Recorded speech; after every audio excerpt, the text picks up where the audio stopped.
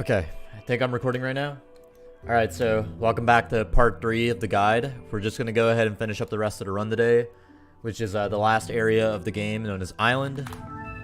And with chapters, this is known as 5-1, so we're going to go ahead and skip all this. So there's actually, I think, a cutscene there and then a codec call, so just go ahead and skip both of those.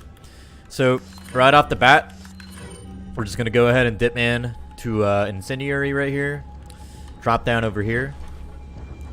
And we're just going to follow this path. This room is kind of straightforward, I would say, compared to a lot of the stuff in Castle. Castle can be pretty convoluted. Okay, so one thing to note, there's going to be a cutscene around here. You'll still have Dipman after it. And then we're going to jump over there. That's going to trigger another cutscene because we get spotted by the light. And we're going to skip all of that, and we're just going to run here. Okay. So this is the area with the mirror puzzle, and for those wondering, there is a glitch to skip all of this, like another out of bounds, but it's over here, and the reason we're not doing it is because we're unable to do that glitch at 60 FPS as well. We're playing at 60, so that glitch is not allowed to us unless we do save and quit. But we're just gonna do this room the normal way, and it's not that hard actually. Well, it can be kind of annoying, but it's not that bad. Alright, so skip this cutscene. Jump over. Skip the other cutscene. And here. I kind of have to do this in one go just because of how the checkpoints work here. But we're going to go ahead and just immediately dip man to the nade again. And we're going to climb up this ladder. Just run in a straight line towards the ladder and you should never get hit. As soon as you reach the top here, we're going to turn a little bit left. And we're going to angle ourselves towards this mirror. So make sure you're turning left as you get climb up the ladder here. And just go in a straight line towards the ladder, or the light here. And just interact with it. And for this part right here, I recommend using a pad for this. Because you can just hold right on the analog stick to move this.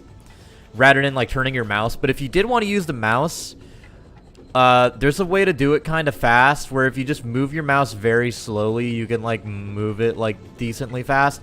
But I still think it's better with just the analog stick, because the analog stick will just lets you move it non-stop without ever worrying about stopping. So if you're playing on keyboard and mouse, I would recommend just having your like gamepad on your lap for this part, and just like hold the way I do it is I have my left hand on my mouse.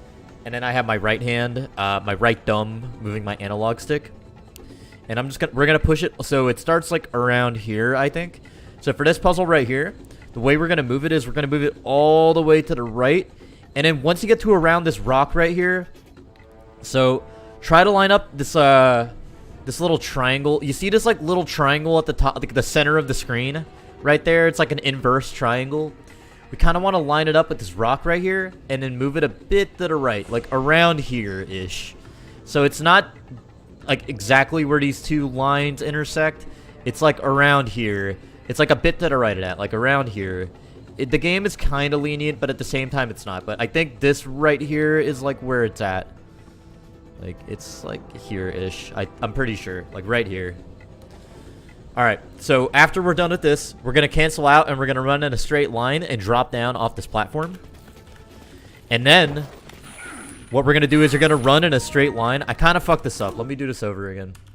So, here, we can use the rocket launcher here. So what we're going to do is, you drop down around here. And you land over here, and what you're going to do is, rather than immediately quick turning right and running, what we're going to do is we're going to run in a straight line for a tiny bit, and this is going to cause the JJ who spawns from like around here to spawn a little bit faster. Because if you quick turn right, his spawn is delayed by a little bit, and the reason we want to spawn him faster is so we can run to the right of him, and what that'll do is we'll bait out a melee attack from him, and that melee attack he does has a lot of end lag on it. So once he whiffs that attack, he basically isn't going to be able to shoot his gun for a tiny bit, and that's going to give us a window that we need to run up here, activate the door, and then run to the other mirror without getting shot. So let me go ahead and show you guys that. So, dip man to grenade, go up the ladder. Don't worry about getting hit by these guys. Just run in a straight line, turn left. Use the mirror, and we're going to move it left to the same spot. So use these 2 lines as a reference, but it's a little bit to the right of it. It's not like right here-ish. It's like a bit to the right, like right here. Okay. We're going to cancel out and drop down. Run in a straight line. Quick turn right. Spawn JJ. Quick turn right. And then run a little bit past him, and that'll cause him to whiff his melee attack at us. You want to bait out this melee attack while running past him. At the same time, you don't want to get hit. But if your movement's good, you shouldn't be getting hit by him. If you do the movement similar to how I did it, where you just like run a bit to his right, where you're kind of like brushing past him, he'll throw out a melee attack, but with Ditman, you'll be fast enough to run past him. So we're gonna go up these stairs, activate the laser, which is at the door, do a 180, and then we're gonna go to the other mirror. So around here, activate the laser, turn around, and what you're gonna do, this is really important. We're going to hug this very far right wall. You're not going to go towards the middle. You're going to be hugging this right wall right here. Like, just hug this wall. We're going to quick turn left. And boom.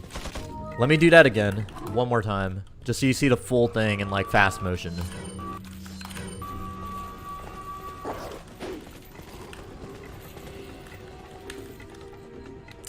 Kind of did that slow. Okay. So, just quick turn it right until we get to around here. Like, that looks good. Drop down. Straight line. Spawn JJ. Run past him a bit like that. Activate the laser. 180. Go to the far right, hugging this wall. Then quick turn left and go up the ladder. Then we're going to just run in a straight line towards the other mirror. And all we're going to do is we're going to turn it left until you get to this mirror. So something I like to do is I like to turn it left. And right before I get to the mirror, when you let go of the analog stick or the mouse, there's like a bit of delay before the laser stops. So I let go of my analog stick around the time I get here. And then as soon as the laser touches the mirror, you should be good. Like, you'll get a cutscene of like the mirror puzzle activating, or like not activating, like being solved and the door unlocking. So we just skip all that, and then we're going to run in a straight line, drop down, and just run towards the exit. And there's a tiny bit of RNG here. There could be like a guy in your way who you have to bait out an attack from, but usually you can get out without like stopping at all. So let's see what we get here. And I'm only going to be allowed to do this once. Otherwise, I would have to go back to that loading screen, or the load point that I saved. All right, so let's just solve this. Skip, run in a straight line and drop, and boom. Run past everybody. So the reason why we were hugging that right side wall was to bait all the enemies to come over to the left and not swing at me. I didn't want them to swing at me. I just wanted them to follow me over to the ladder. So when I was done turning the mirror, all the enemies were by the ladder rather than where we would originally drop down from. So you should be safe when you drop down. But if you're new still, or you're just like scared that you're gonna drop down and get hit, all you have to do is right after solving that mirror puzzle and the door unlocking, you'll get a new checkpoint like right here. And here you're completely safe. So you can just Ditman again to the grenade, drop down and run, and you're just completely safe here. Oh man. Okay. So if you're new still, or you're scared, maybe you don't have any heal items and you don't want to take that risk, that's fine. Just retry the checkpoint. It's a bit slower, but if you're new, that shouldn't matter to you too much. So yeah, just keep that in mind. That's an alternative that you have. All right, so we're gonna run over here. Just keep running. And something we're gonna do here is there's gonna be two enemies right here. There's gonna be a crossbow guy behind some sandbags, and there's gonna be a grabber enemy, like an enemy without a weapon, by the ladder that we need to climb up to get to the next area. So what I'm going to do is I'm going to run to the far left in a straight line for a bit, and then I'm going to quick turn right. And what this is going to do is this is going to cause the crossbow guy to be aiming at me, but more importantly, it's going to manipulate this guy by the ladder to point at me rather than like charge and try and grab me. So watch this. Like that. Boom. So at that point, just stick a bit to the left until you hear that guy pointing at you, quick turn right, and go straight to the ladder. Sometimes you'll get hit by that crossbow guy, but you should have enough time to still heal yourself and get past a grabber enemy. But yeah, just If you do it like that, you should be fine. Just stick to the far left wall. Like, have your camera turned if you want to as well, just so you're ready to turn, like, immediately as soon as that guy points at you. That's the safe way to do that, room. Okay. Yeah, just don't go to, like, the far right or anything, though. Otherwise, that enemy won't point at you. Alright, so what we're going to do here is we're going to go ahead and TMP, or we're going to Dipman to our TMP. If you don't have any ammo in your TMP, Dipman to your grenade instead, but I like to do this part with a TMP. So turn right here. The movement here is like a little bit weird, so you're starting off like around here. Just do a sharp right turn right there, hugging the wall a little bit. Because if you turn right a little too late, you can have some difficulties doing this jump. It's a little bit weird, but just hug the far right. You see how I'm not able to jump here? So once you climb out of this, just like hug the right and you should be able to jump over. Quick turn right. Run over here. Just follow this line. And as soon as you get to this rocket launcher guy, shoot him once with your TMP and then just keep running like this. Okay. So the alternative is if you don't have any ammo in your TMP, what you would do is, I messed that turn up by the way. You would just run up a grenade, you get to him, and you just knife him. Like that. They're about the same, but I think the TMP is a tiny bit faster. So go up to his face, just TMP him once, and then run past him. Like this. And just run with the TMP the entire time until you get near the button. Okay, so what happens if you don't shoot this guy is you just get shot. Let me try. There's a strat you can do called the air snick strat, named after our beloved air snick, which is like, I can't do it. I'm really terrible at it.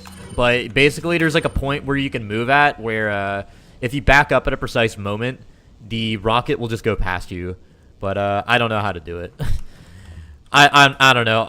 It's not really a huge time save. Yo, what's up, Air Snick? Why is my chat dead again? Oh my god, my stupid chat keeps dying. Like I can't read it. I can't read chat for some reason. Fucking rip, dude. Alright. So, just TMP this guy. And once you're a bit past him, if you're already running with a TMP, you can go ahead and switch to a striker because they're both the same speed. Get over here to this button. Yo, what's up, Equipidic? Yo, what's up, Breeziest? Sorry I didn't see anybody. The chat is being very stupid. Like, not you guys. I mean, like, technically. Like, my chat just keeps dying. Alright. So, after you hit this button, you're going to lose Ditman. So, we're going to go ahead and just use the, we're going to go ahead and Ditman to a grenade again. And right here, just run in a straight line. There's a huge group of enemies here, but don't be afraid of them. Just run in a straight line towards the door. You should be fine. Okay. Yeah, this is the final part. It should be. Island's pretty simple. It should be easy. Besides 5-3, Island's kind of simple. Okay. So right here, you're just gonna run. You don't even need the Ditman here. It's not worth it actually because of how because of all the doors here. So right here, what you're gonna do is you're gonna do a very sharp quick turn like right here to dodge this oven man. We call him the oven man. But you need to do a pretty sharp left quick turn right there. And you need to be fast, otherwise he'll get you. Like if you're delayed even a tiny bit, he'll get you.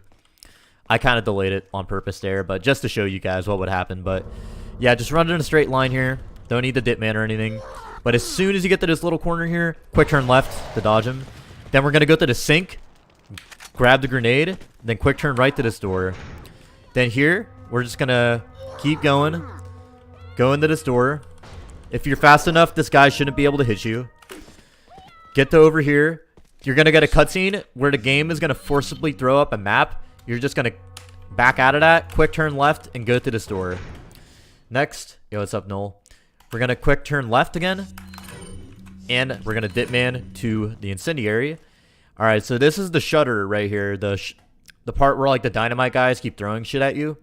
So there's a way to skip this, actually, with Ditman. Your movement has to be kind of precise here.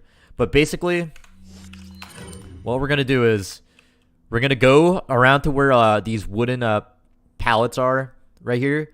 We're going to run over there. do a sharp quick turn to the right, and then we're going to run over to this right corner right here, this like little corner right here where this barrel is, and we're going to wait for the dynamite to blow up, do a 180, and we're going to come over here to around where this window is, do another 180, wait for the shutter to open, and then run through. So the movement's kind of fast, but just stick with me here.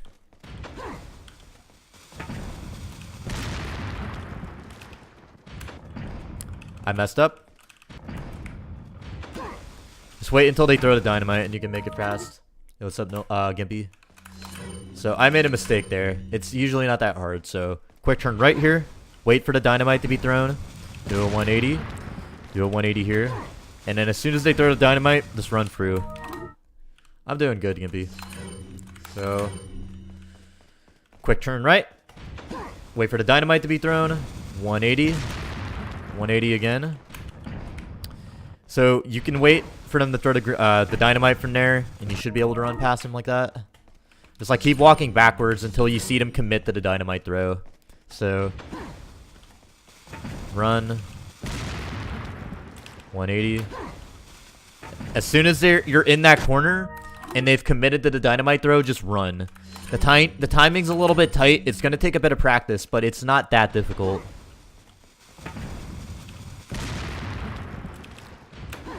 See, as soon as you're in that corner, you've done a 180, and you see them start to commit to the dynamite throw, run on through. You should be able to make it. Here's what happens if you run a little too early. So if you're not all the way over there. Oh, that actually worked. Okay. So again, wait till they commit to the dynamite throw from there.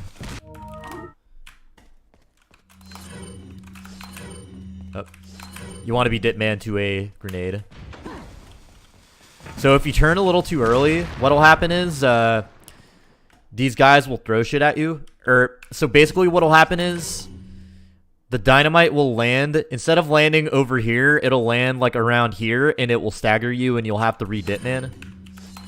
And basically the entire room's kind of fucked up. See, what you can do here is that you can actually just back up a little bit until you see him commit to the dynamite throw again now. And you can make it past him. Kind of like that.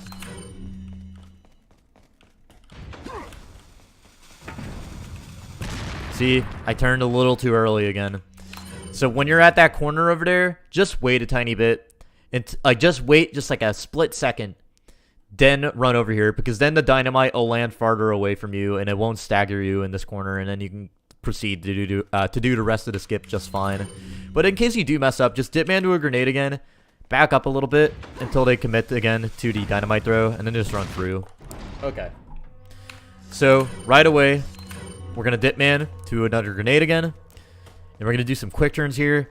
And we're just running to the next room, basically. There's no enemies just yet. And just run to this door right here. Alright, so next thing is we're not going to Ditman.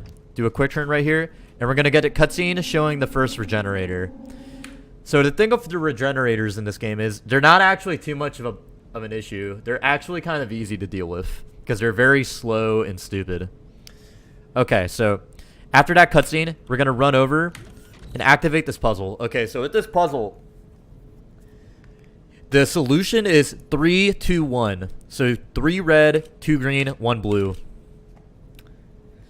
So you can mash E or X to do this part. But I found that because X and E are both interact buttons as well, they can make it very easy to fuck up this puzzle. So let's say you're just like mashing E to do it. It's like very easy to just mess it up and like press it too many times. So what I recommend doing here is what you do is you use enter. You either use enter or A to do this part. I think it's A.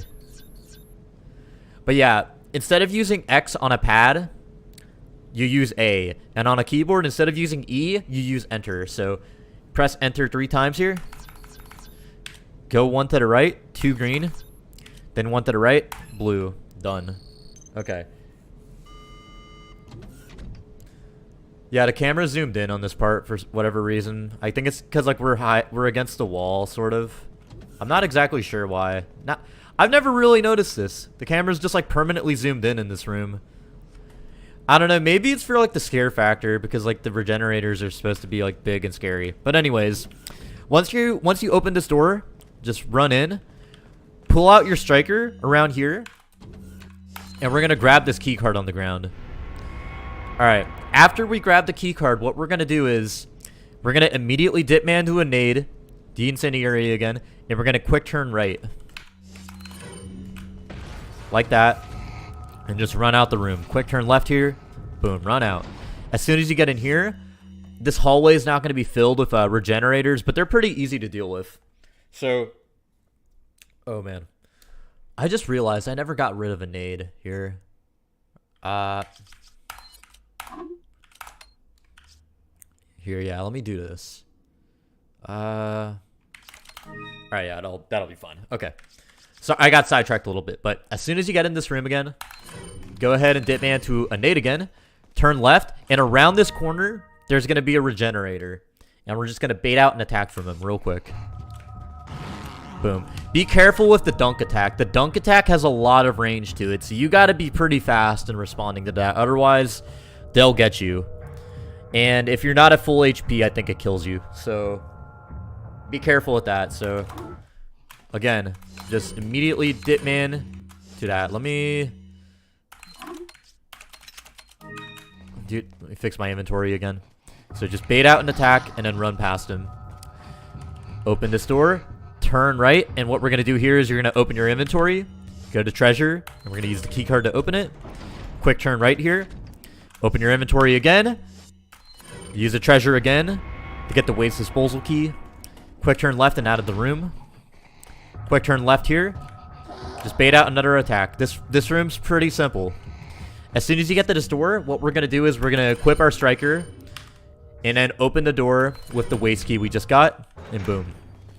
Okay, so here you can pick up this TMP ammo, but what we're going to do is if you need the TMP ammo, you usually don't though. Like 99% of the time you don't need that TMP ammo. So what you're going to do is you're going to go into this door. We're going to pick up the nade here. Gonna open this door, and then we're gonna run past all these enemies. This is the hardest room in this chapter, in my opinion. Here, let me reset that, because the enemies are gonna be in different spots right now. So, grab this grenade, open this door, and dip man to a nade. Then, drop down. Let me just show you guys what the strat looks like. This strat is very difficult. Boom. That's how I do it. So, let's break that down kind of slowly. So what I do is grab the grenade, open this door, and immediately dip man. Quick turn right, drop down here, run forward for a little bit, and then quick turn. I messed up.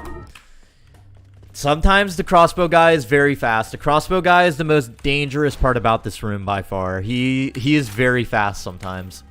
But dip man to a nade, quick turn right. I messed up. Drop down, quick turn right again, and boom. You kind of go to the right of that crossbow guy. I just bit my tongue.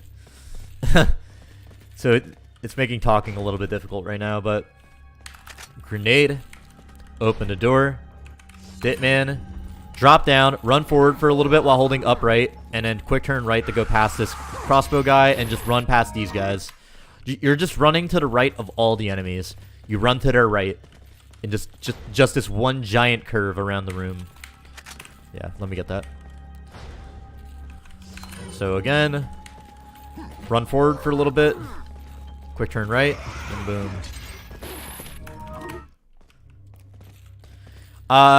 Here's another way of doing this room. I haven't done this way in a while, but what some people like to do is they like the dip man. Then they run more in like a straight line while holding upright like this. They kind of do the room like that, which I'll admit the movement is a bit easier to do with that, but I think it's less consistent overall.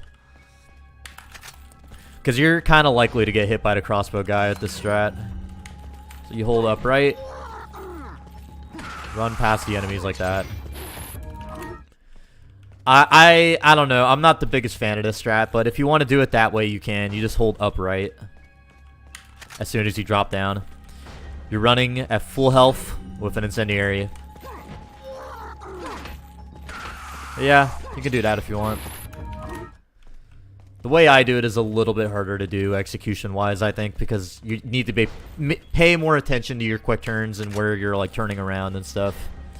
But, grenade, run forward for a little bit, and then quick turn right, and boom.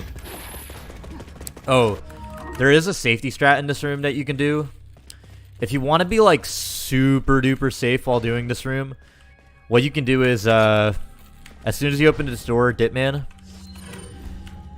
and you just wait right here for these enemies to move, and this crossbow guy will go in a spot where he's easier to deal with.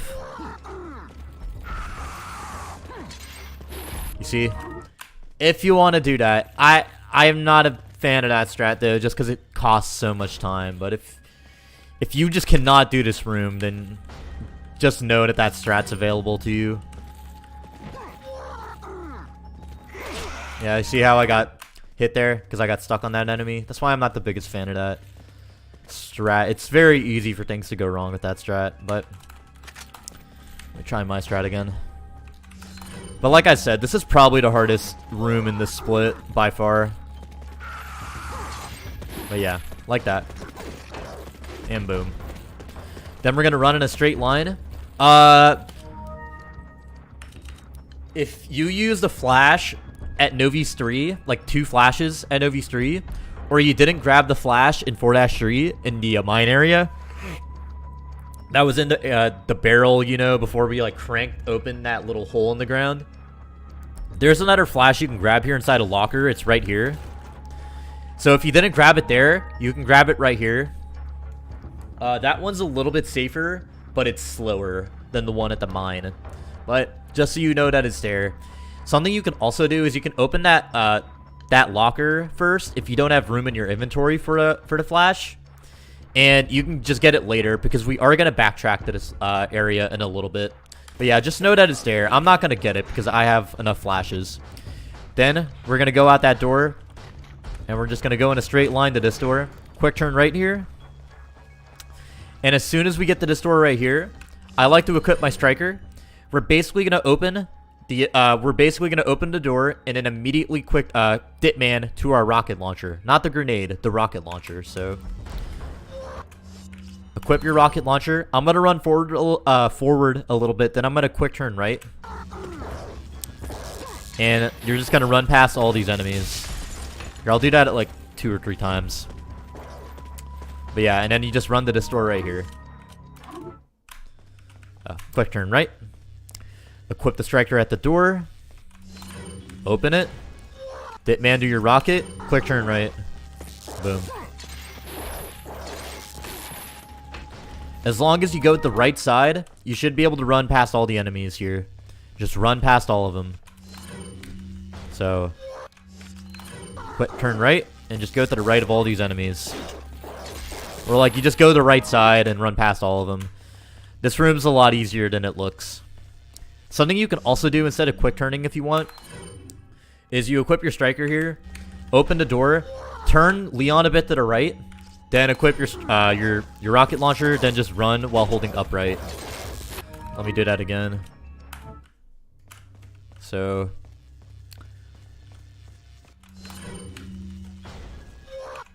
reiterate.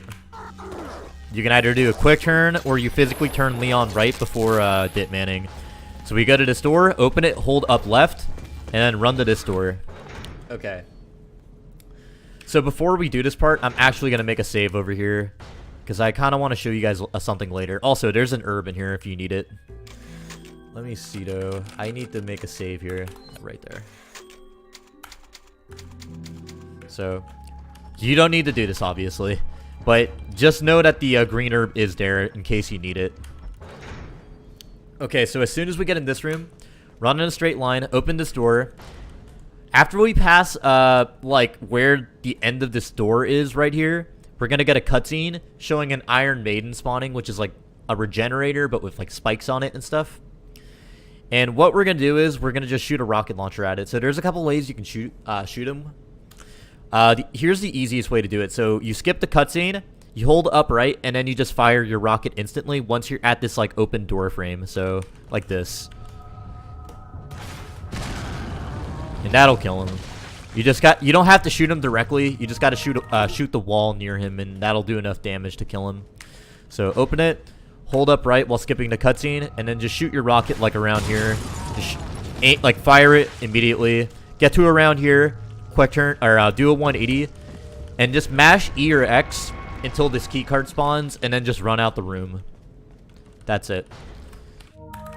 Here's the way I like to do the shot. The way I like to do it is I fire the rocket a little bit earlier just so I can get the key card a little bit faster. So what I do is open the door. I immediately turn my camera right.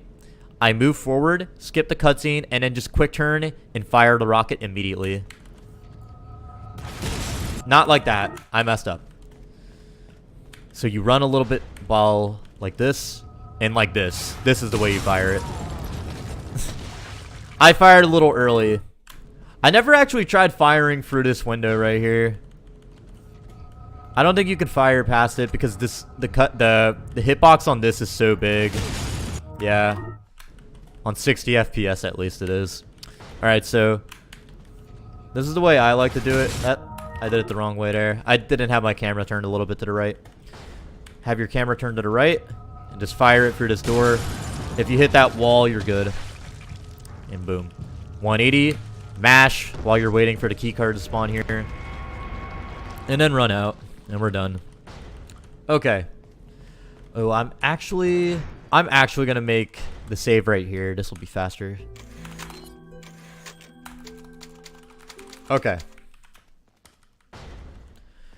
So you're gonna start right here. Something you can do here is you can either equip your striker immediately and quick turn right, or what you do is as soon as you exit this door, because we can't quick turn without a weapon equipped, you can just hold right and then move. We're gonna come over here right before you open this door, equip your striker and pay attention to where your flashes are because we're gonna need to dip man the one right now. So equip your striker, open the door, and then equip the fastest flash that you can. So I'm going to go ahead and equip that one. And what we're going to do is we're basically going to run for the same room, but at the top of the stairs, as soon as you get to the top, we're going to immediately throw a flash to flash the enemies. We're going to run to the left, grab a free flash that's on the left side, and then exit the room. This is pretty easy, actually, so watch this. As soon as you get to around here, just throw your flash, grab this one, open this door. Okay. I'm gonna do this. This will be easier to reset. Okay, so equip your striker right here. Dip man to a flash. And around here, throw a grenade. Grab this flash. Exit this door right here. And just run to this door right here. Firenator flash.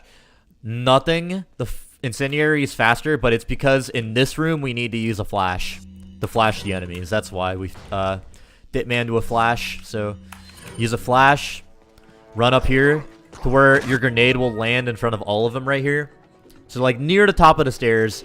As soon as you get near the top of the stairs, throw a flash, flash the enemies, run to the left side to grab this flash, then go up to the door and go up directly to it. We want to go directly up to the door so you don't kick this guy by accident. So here's what happens if like you mash a little too early. So doing it as normal. So if you mash around here, what'll happen is you'll kick this enemy rather than opening the door. So squeeze past him first before you try opening the door. And make sure you're facing it, of course. So flash, throw it on the ground, grab this flash, go up to the door, then open it. Okay, then just run in a straight line towards this door. And as soon as we open this door, what we're going to do is we're going to quick turn left. There's going to be two of those big dudes with the hammers. One is going to point at you, and the one on the right side. So the one on the left will always point at you, and the one on the right will always try and swing at you. So we're going to go up to him, bait out an attack, and then as soon as we bait it out and like he throws it out, we're going to go up to the door where Ashley's in. And then we're going to go ahead and use our key card again to open the door. So, like this. Left, bait out an attack, open your inventory, key card, and then if you're fast enough, this guy should never be able to hit you. Boom. And then you just run up to here. So, Oh, they swapped positions this time, I guess. Okay. Whatever. It's the same thing, though. Yeah. Open that door, then go up here. And that'll be the end of the split. Well, I was a little too slow here. I think I'm going to get popped. No, I'm good. Okay. Alright, that's pretty simple. And then, as soon as we pass this line, Ashley should be, we're going to get Ashley again and go to 5-2. So skip that cutscene. Skip past that. Turn a bit right here. So this room only stays the same once, but I made that save in the previous room just so I can show you guys again really fast how to do this room, because there is a way to, recently, this room was kind of annoying for a lot of people, but I recently found a way to get past it pretty consistently. So this is how you do it. So turn a bit to the left, run up and grab these shotgun shells. You're going to get a cutscene here with this paper airplane coming in. As soon as you get to this corner, quick turn left. And what I'm going to do is I'm going to open the door. I'm going to tell Ashley to wait follow at the tip of where the door is when it's opened. Then I'm going to quick turn left at the end of that hallway, so where I see all the enemies. I'm going to throw a flash, and if it lands on the spot with the gray bar on the floor, you should be good for the whole room. So watch this. Wait, follow. Yeah, this is good right here. Like this. And then you just go to the end. So what happens if you reset checkpoint in this room is there will be less enemy spawns, actually. So wait, follow.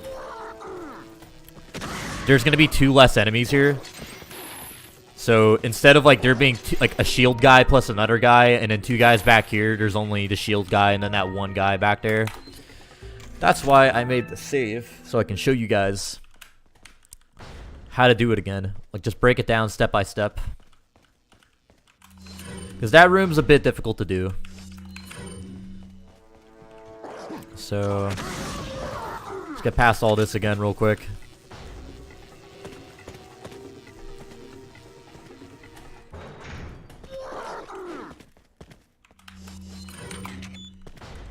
Alright, get Ashley.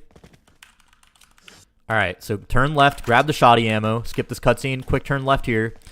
Open the door, tell Ashley to wait follow at the tip of where the door is. And as soon as we get to the end there, that corner, we're going to quick turn left, immediately throw a flash grenade. If it lands on the gray bar, the enemies should all get flashed in the room besides the shield guy. And we're going to go up to the guy who got flashed next to the shield guy. We're going to kick him, and then we're just going to run past all the enemies. So like this. Wait, follow. Boom. Kick this guy. Don't be afraid to go, like, just run up and kick that guy. If you're fast enough, you'll get the iframes from the kick. You should be good. But yeah, I recommend making a save here just to practice that room. That room is pretty tricky, and you want to practice it in its original form, I would say. So grab that flash.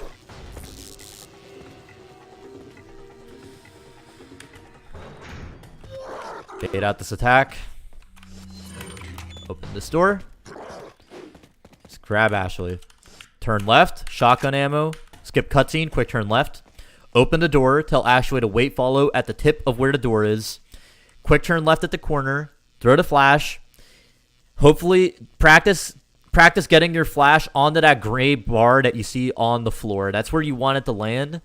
Then go up and kick the enemy next to the shield guy. Alright, so again. Wait, follow.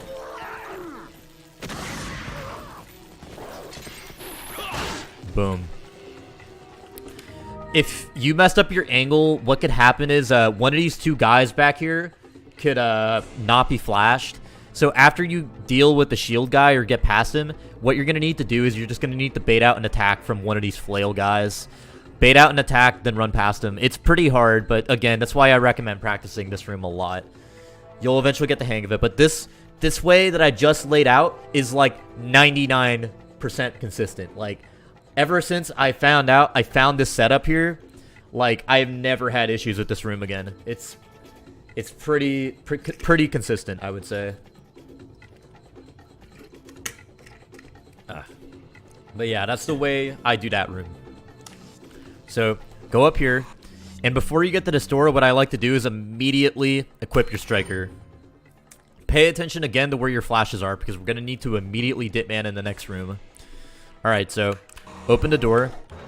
And here, if you didn't grab this flash yet, we can grab it. But first things first, we're going to go ahead and dip man to our, a flash, right? A flash that's in your inventory already. So let me show you guys what this room looks like first.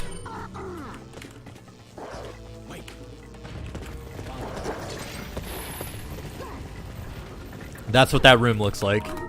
Pretty tough, but here's what you have to do. The movement can be kind of tricky to learn, but once you have it down, you should be good. So quick turn to your right and try to dip man to your flash at the exact same time that you quick turn, because that's actually a thing. So something I do is quick turn right while dip manning at the same time. Then we're gonna run in kind of a straight line. And what we're going to do is, we're going to go up close to where this crossbow guy is. I think it's to his left. Yeah, to the left of that crossbow guy. Around where you press the button, tell Ashley to wait. Do a 180. And then run past Ashley and get her to follow you again. So, I was a little late there. Let me show you guys. Around here. And then have her follow you again. So, dip man to a flash, exit the inventory, run over here, around where this table is, run close to this table, and make sure you're kind of getting close to this crossbow guy, because the way the crossbow guy AI works in this game is if you're a little too close to them, they'll put away their crossbow and try to move away from you. So we're kind of manipulating this crossbow guy into not shooting at us. And around where this table is where you tell Ashley to wait. So, here, let me do this again.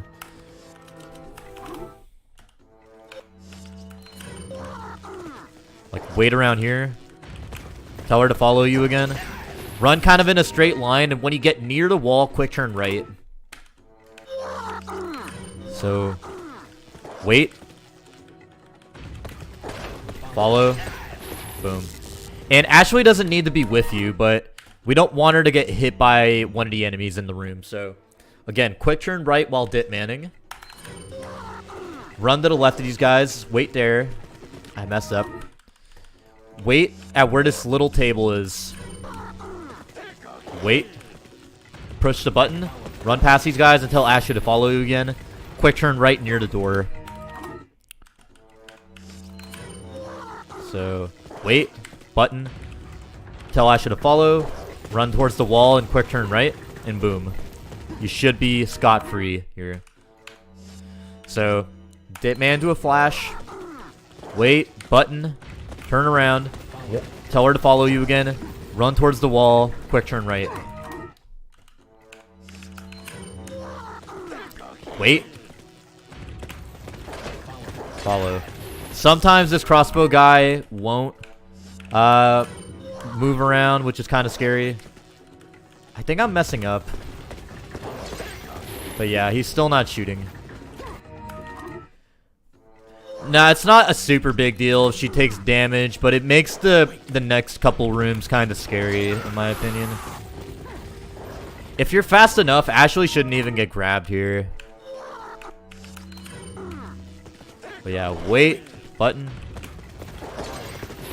follow. And then this quick turn near the wall like that.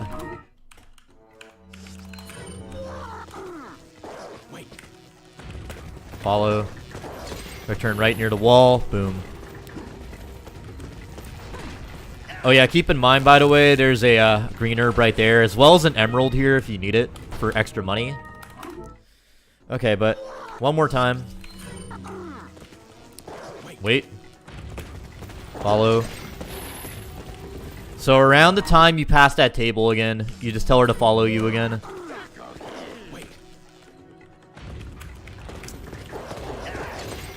Boom. These turns can be kind of tricky to do on a gamepad, but if you're telling her to wait, follow, and doing the movement correctly, she should never be getting hit. She should never be getting hit, and you should be fine. She got grabbed there, but that's fine. You don't want her getting taken out of the room here, but you want to trigger this cutscene over here kind of fast. But yeah, I'm just going over this a lot because I see a lot of people have trouble with this when they're starting out. When it's not too hard of a room, actually. Whoops. Wait. Follow. So yeah, you kind of get a bit closer to the crossbow guy if you want to make sure he doesn't shoot at you like that. You see how he moves? And he actually got stuck there and hit, but that's fine. That's not a big deal. But yeah. Wait. And follow.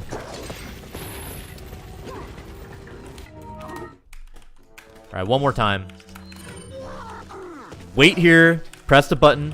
180. Tell her to follow you again, or she gets grabbed. That's fine. And if you're fast enough, I'll be fine. And boom.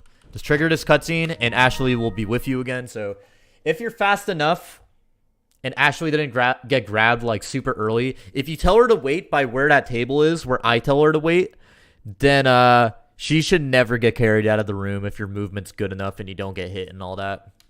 If you do end up getting hit, I would recommend just restarting the checkpoint in that room, honestly.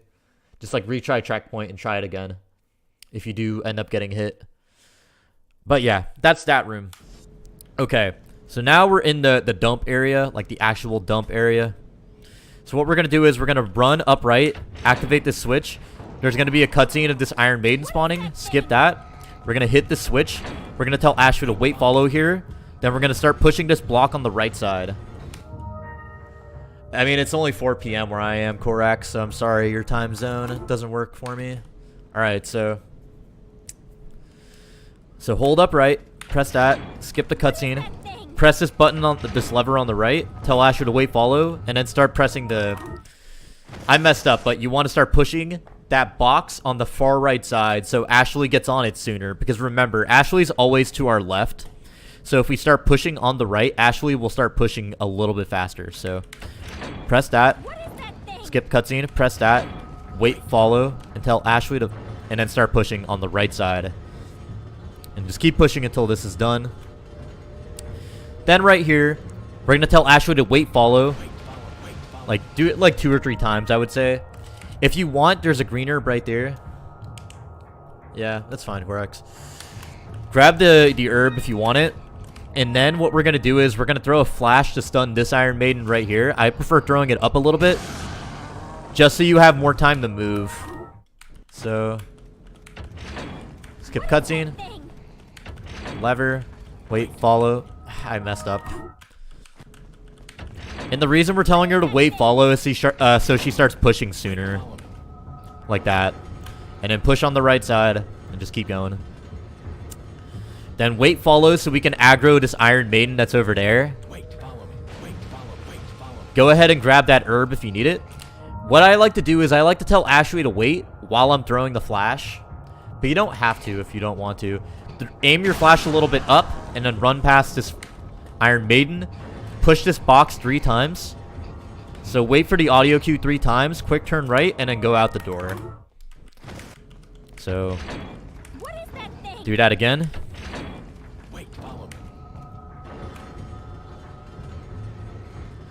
So we're going to tell Ashley to wait, follow right here as soon as we push this box. Like 2 or 3 times. Grab the herb if you need it. Aim your flash a little bit up. And then run past the Iron Maiden. Push the box 3 times. Like that was good right there. So you're kind of like looking out for the audio cue on the box push, because you can hear when you've pushed it 3 times. But 3 is the magic number. Once you've done 3 pushes on that box, you can quick turn right and go into the next area. So wait, follow once we finish.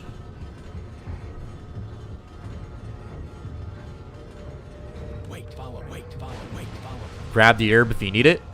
Aim your flash a little bit up. And run past him.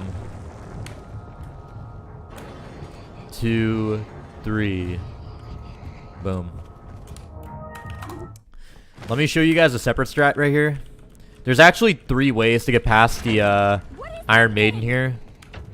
So this is the way you do it flashless. Like, let's say you used an additional flash somewhere, or you forgot to pick one up and you only have 1 flash at this point. You should have 2. Normally you should have 2 flashes right here. Wait, follow me. So what we're gonna do is that was kind of slow. You could bait out this Iron Maiden and run past him if you want. So we're gonna do kind of the same thing. So wait, follow, Wait, follow me. wait, follow, wait, follow. Around the time you get to here, tell Ashley to wait and just run up to him and try to bait out an attack from him. And if he does the dunk attack, which is like where he raises his arm and tries to dunk you with his right arm, you can run past him after the attack is finished, and you'll have enough time to go push the box and then get to the next room. If he does the attack where like the spikes protrude from his body while he's standing still, then you can't run past that, unfortunately. So you have to try and bait it out again. And once you've done 2 attempts at baiting out an attack, he'll just like reach his arms out and try to grab you. So if that happens, like if you're down to 1 flash right here, don't use it. You need the flash for the next room. But instead, take out your striker and then shoot him in the legs. And then once he's on the floor, you try and bait out an attack on the ground that he does with like the spikes protruding from his body, and then you run past him. It's a bit hard to explain, but I guess I can show you guys.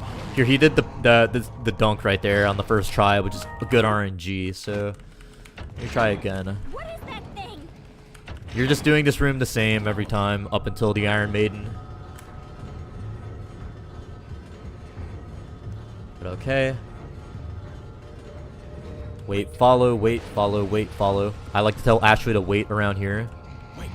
And bait out an attack. If he does the dunk, run past him. 1 sec.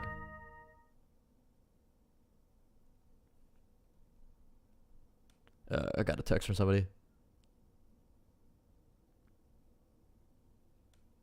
Alright. So, open this. That thing. Alright. If you don't tell Ashley to wait follow, she takes like a little bit longer to get on the box here, but it's not a big deal if she does. Alright, so wait follow, wait follow. To do flashless, tell Ashley to wait right here and bait out an attack. Okay, this is the other attack he can do. This one you have to try again to bait out an attack if he does it. Alright, he did the dunk this time. Now I'm gonna run past him. But yeah. I'll just show you guys one more time. Alright, I messed up here. Ah, come on. What is that thing? So, press the lever.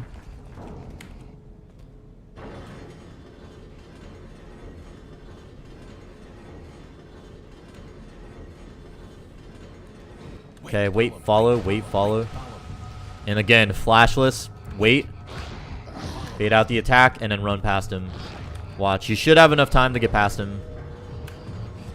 Alright. So, again, the main way to get past that enemy is you throw a flash, aim it up a little bit so you have a bit more time to get past him. Because the way it works is you're getting past the throwing animation on Leon, and you're making it take longer for the flash to land on the ground, which is giving you more time to get to the box and push it. Because the regenerator will get flashed a little bit later than normal. But okay. That's that room. I'm going to go ahead and just wait the flash. So, you should be going into this room with 1 flash. 1 flash, okay? You want only 1 flash. And this is actually important. Okay. Because there's going to be a glitch we do in this next room. Okay. So just go on through. As soon as you get through here, we're going to run over. And I might as well show you guys really quick what the room looks like. But you throw a flash right here. To flash these enemies. There's another herb right here if you need it. Kick open this door. And here's where the glitch is. I'll explain this glitch. I've explained it like many times already. Like in the past, but yeah.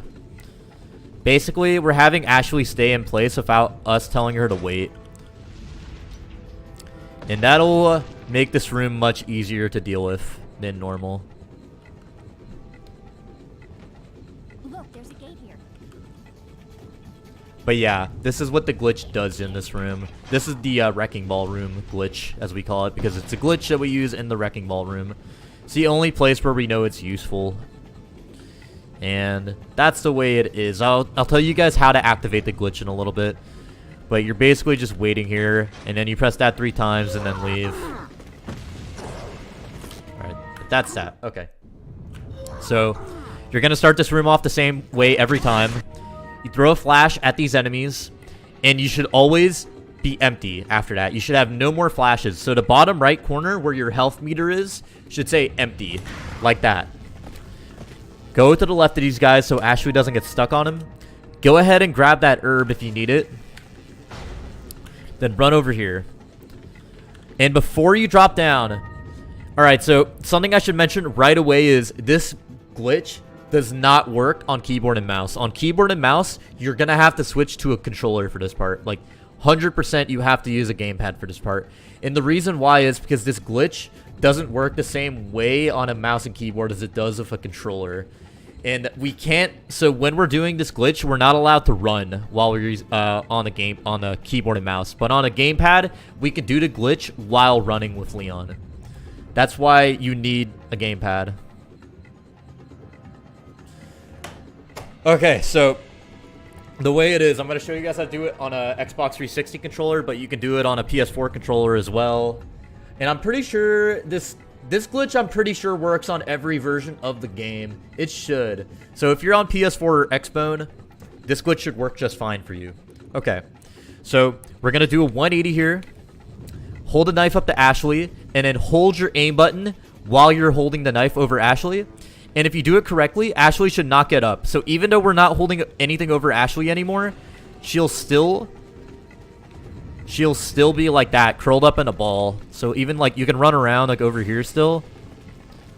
And like Ashley's still curled up in a ball no matter where you go. As long as you're holding this button, Ashley will be curled up in a ball. As long as you're holding the aim button. As soon as I let go, Ashley will get out of the ball and she'll be following us again. No, it should work in PS4. You're probably doing it wrong then. You're most likely doing it wrong. This glitch should work on PS4. All the PS4 runners I've seen do it. It works for them. But yeah. Hold the knife over Ashley. Wait until she's curled down completely. Hold your aim button, or whatever button you have over your aim button. So, I have, for my controller configuration, I'm using type 1, but depending on like type 2 or 3, it might be another button. So for, let me see, it might be a different button for each setup. I don't know exactly, but basically whatever your aim button is, whatever button you use to aim, that's what you use. Hold it, let go of the knife, and Ashley should be curled up, and then you're gonna drop down, and you should be able to run over here. Run all the way over here.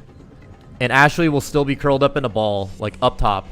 And as soon as you let go, Ashley will drop down and initiate this cutscene, which will spawn the enemies.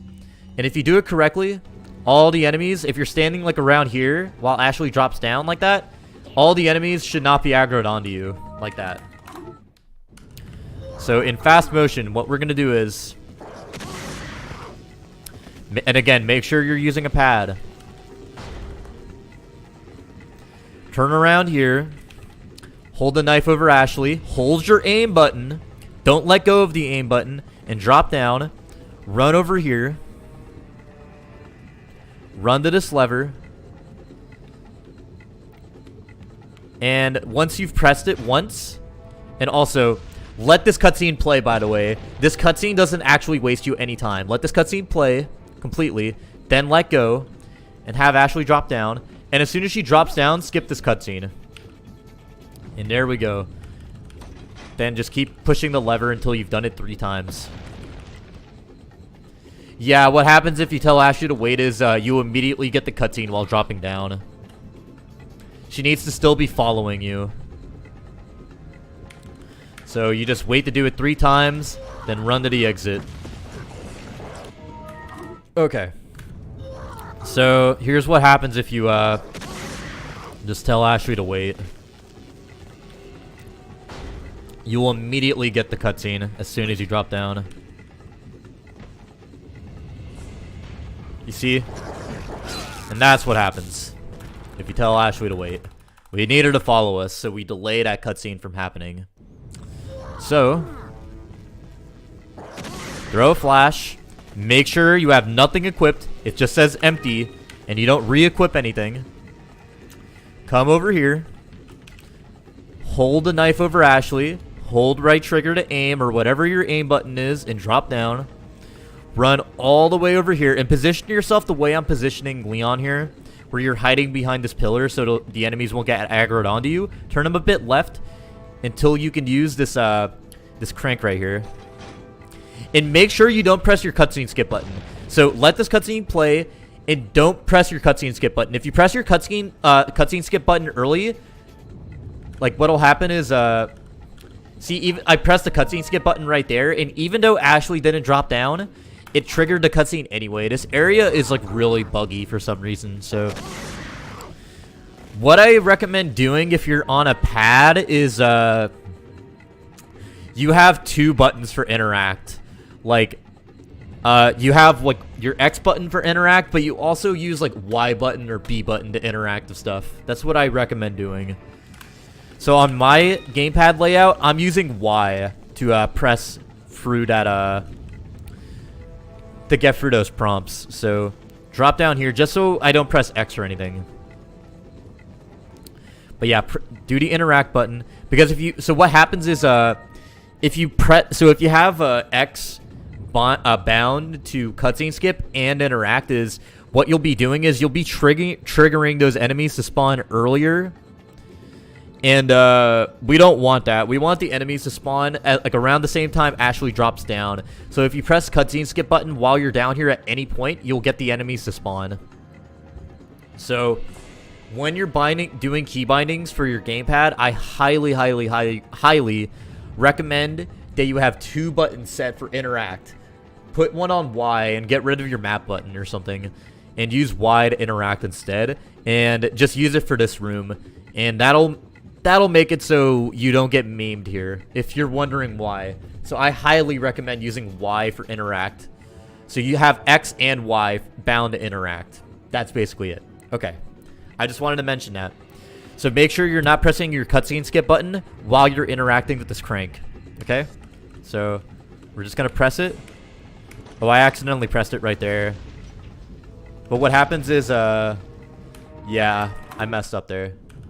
How do you change key bindings? You have to go into your input.ini file. I actually have another video explaining how to do key binding stuff that I'll link to when I'm done. But yeah, do the same setup as normal.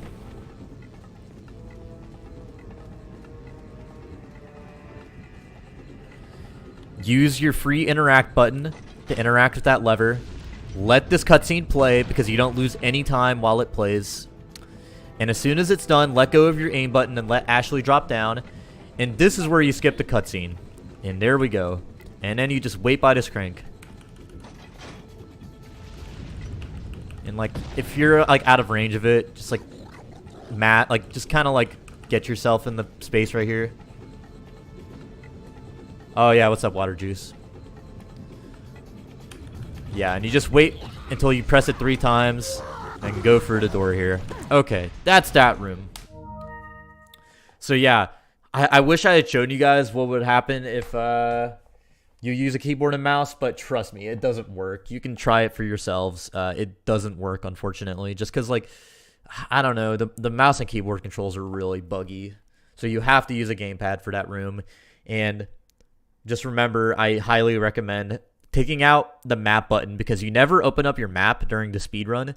And also, it's nice to have that second interact button that you can use just for that room alone, just so you don't get memed by those enemies spawning a little bit early because you press cutscene skip on accident.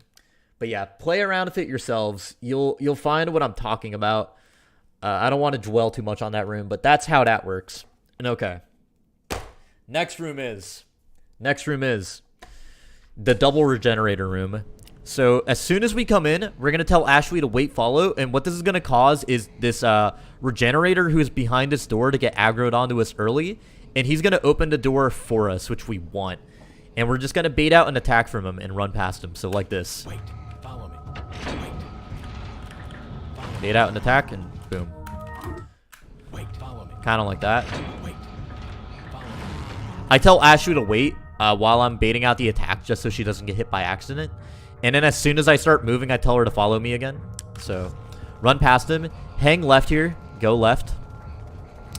And what we're going to do is we're going to dip man to a frag, or we're going to dip man to our incendiary, our running grenade. We're going to tell Ashley to wait so she holds the door open, and we're going to go in just to press a button and unlock the door. So watch this. Let me do it first, and then I'll explain. Wait. I'll explain right after this. Follow me. I messed up. Wait. Follow Let me do that again. Wait. Yeah. Also, you don't need to close that lever on the way out. It's just a little meme that I do. But yeah. Dip man to an incendiary here. Tell Ashley to wait so she holds the door open. Press this button. 180. Go past her. And right here, I'm going to bait out this enemy. And then I'm going to stutter step through him. And have Ashley crawl under here. Yo, what's up, same to me? Follow me. Have her follow me again. Then, boom. That's how that room is. And then just wait for the stirred light. Boom. So, we start doing this room the same way every time. Follow. Wait. Bait out an attack. Follow. This is kind of slow, actually. Let me do this over. Wait. Follow me. Wait, follow. Wait. Follow. Then dip man at the store to her grenade. Have Ashley wait. Press the button in 180. Go past her and have her follow you again. And what we're gonna do is we're gonna bait this guy out, and then we're gonna go around him. If he's in this spot right here where he's to the far left, we're gonna need to go to his right. So we're gonna bait out an attack and go right, and you're gonna be kind of careful so that Ashley is still following you. So when you're dipmanned while Ashley is still following you, what will happen is you'll get dipmanned, but Ashley won't. So we need to be kind of careful that Ashley doesn't get stuck on one of these enemies, because they'll immediately kill her. So Wait. have him bait you out, and then like have Ashley kind of just like make sure she's following you while you go around that guy, and then just run to the store. Have her follow you again here. And then do this little swerve right here. And you should be able to get through this no problem. Wait. Follow me. Wait. So yeah. Wait, follow. So you get past that guy. Dip man at the store. Have Ashley wait. Press the button. Go past her. Follow me. Bait out this guy. So in this spot right here, what I'm going to do is I'm going to go to his left. And what I'm going to do is I'm going to rapidly push my run button up, like on and off. Like just press it. I'm not going to hold it. I'm going to like press it really fast so that Leon, we call this the stutter step. You do it a lot more in New Game Plus than in New Game. But this is like the one spot where like the stutter step is like really good. And basically it's going to cause Leon to do like this weird like walk run animation where he's like kind of stepping really, really fast. And it's like in between like a walk and a run. And doing the stutter step is going to make it so Ashley stays a lot closer to us and doesn't get stuck on this enemy. Like that. So Ashley doesn't get stuck on that guy. The way Ashley works is if she's close by you, it's really hard for her to get stuck on an enemy. If like you're very close to her, it's kind of difficult for her to get stuck then. As long as she's near you. Like very, very close to you. So we're going to tell Ashley to crawl under that door. And then as soon as you see her stop to press the button, have her follow you again, and she'll walk through the door. Because she has magic powers. Then as soon as the door opens, we're going to hang left. And we're going to make like this crescent-shaped turn over to the lever on the right. And the reason we're doing that is so we have Ashley by the left crank while we're running over to the right crank, basically. And we can like just activate it really, really fast. So like this. I messed up a little bit there, but I still got it. But yeah. So wait, follow. Wait. Follow me. So Ditman here. Wait. Have her open the door for you. Or hold open the door for you. Run past. Bait that guy, and I'm going to stutter step past him, like that. And I'm going to have Ashley go through. Tell her to follow me again as early as possible. And I'm going to do a crescent-shaped turn here, like that. Towards the right crank. And then wait for that last light to be on before you press down on the lever. Okay. Let me show you guys the old strat real quick. Without Ditman. Because people might find that easier to do. Because it's like stutter stepping can be a little bit difficult to do. Wait. So we used to do this without Ditman, but then we found out it was faster to Ditman. But yeah, this is what it looks like without Ditman. Wait. You kind of it's the same way, kind of, but a lot slower. Follow me. And then you just do the same thing. Have Ashley wait by that crank, and then go to that crank. And there we go. That's what Ditman list looks like. Wait. Follow me. Wait. Follow me. So, one more time. I'll show you guys the Ditman strat again, because I want more people to be using this strat. Ditman here. Have Ashley hold the door open. Press the button. 180. Go past her. Follow me. Bait this guy out. And then stutter step past him. So Ashley doesn't get stuck. Have her Leave it to me. go past this door. Have her follow as early as possible. Then do a crescent-shaped turn. Like that. And boom. Then just turn a little bit to the left and go for the door. Okay. Next area. I'm going to go for this like in one go, I think. I don't really need to go over the truck auto-scroller. Or like, this is like a bulldozer, technically. We call this the truck or like bulldozer auto-scroller. Like, I'm going to go through it in one go. I don't think it's worth really talking about it twice. It's not really that hard. But okay. So first things first, I think there's shotgun ammo in this box right here in case you need it. And then there's a first aid in this box. So just know that those two things are there. If you feel like you didn't grab enough shotgun ammo or you used a lot at the elevator, go ahead and grab that ammo. Or if you're really low on heals and you're still new, go ahead and grab that first aid. It's kind of a slow pickup, but it's not that bad if you're new. And same with the shotgun ammo. The shotgun ammo is definitely faster though. And we're just going to hop on the truck, and the auto-scroller is immediately going to start as soon as we get on. Leave it to me. Ashley can somehow drive. So what we're going to do here, you're going to turn around and go to this end of the truck and equip your striker and reload. And it's going to be a little bit before the enemies spawn. So you're just going to wait over here by the back. Just wait over here by the edge of the truck, like right here. And the enemies are going to spawn and start chasing you. And we're just going to wait a little bit. So the way the truck works is if you're standing by the edge of the truck, as long as it's moving, the enemies will not be able to jump on. They'll all try and attack you from the ground, and they're going to constantly miss. And that works because of this difficulty we're on Pro. Like, the enemies just try to attack you from really far away, so we can use that to our advantage and just get them to not jump on the truck by hanging out at the ledge here. You see? And around here is where I like to just jump. Around where this guy, like, or that's where I like to start shooting at them. When they're all bunched up and you see that first enemy at the head of the row, like start throwing an axe at you, go ahead and shoot them. And basically just keep them off the truck. So just shoot them off like one at a time like this. Until the truck starts moving again. Reload if you want. And stick at the edge of the truck here. Okay, now we're going to turn around. And you're going to still stick to the edge of the truck here.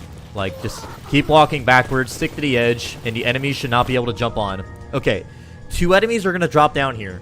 And what we're going to do is we're just going to kill them. It's going to be 2 shots each. So, they drop down, shoot one, then the other, then kill this guy, then that guy. then turn around.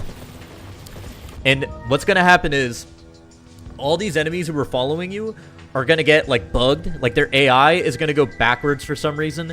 I don't know why this still happens. I never figured out why it happens, but there's a reason for this. So these enemies are gonna get stuck. They're all gonna get like bunched up over here. You see they're like having a group meeting over there. And one guy should usually still be following you. Okay.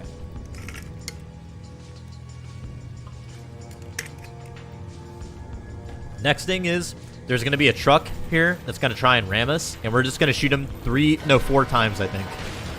2, 3, 4. Just shoot him 4 times and then reload. Go to the right corner here. And if you did my strat correct... Not my strat, I didn't come up with it. But if you did that strat correctly, like all the enemies were bunched up over there and didn't follow the truck, and you only killed the 2 guys that dropped down after that first wave, then only 1 enemy should spawn here. And the reason this happens is because the game has a limit on how many enemies can spawn in each particular room, at least in this room.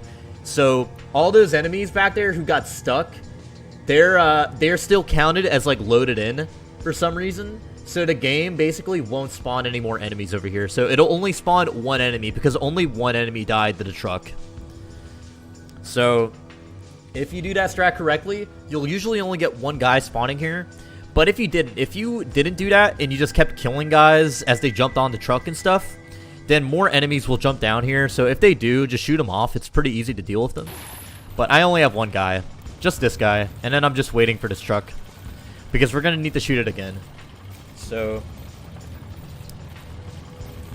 we're just waiting for this truck to go again, and we're just gonna shoot it 4 times again. 1, 2, 3, 4, and then we're gonna reload again.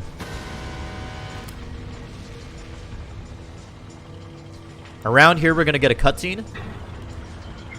If one of those guys dropped money and you still don't have enough money, I recommend picking it up, by the way. So what we're gonna do is you're gonna dip man to an incendiary, and you're gonna hang out on this far left side of the truck because we're getting ready to jump down, and we're gonna go ahead and do this part. So just dip man to that nade and hang out over here, and we're gonna quick turn left as soon as we drop down to this ladder. I'm leaving it to you. She will always do that, and then climb up the ladder, and then you're gonna turn left and then run forward. And there's 2 different patterns you can get here. One's kind of rare, but it's the better one. But the movement here has to be kind of precise. So let me just do it once here. This is kind of what the movement looks like in this room. But boom, that's how you get past all the enemies. You can grab that herb if you want to as well. So let me reset here. Because if I drop down, I get a checkpoint. But quick turn left towards the ladder. Climb up and turn left. Go forward. And just bait out this guy. Then hang out on the far right side while running in a straight line and quick turn left. Activate that. And just go past all these enemies. So I like to go to the left of that first enemy and then to the right of those 2 enemies. Let me do that again. I'm leaving it to you. This isn't that hard once you get the practice down for it. But turn left. Go forward. Bait out this guy. Go to the... I messed up. I'm leaving it to you. I messed up bad. That's fine, though. Again, the timing is kind of strict here, but it's not that bad once you practice it. Turn left and run. Bait out and attack.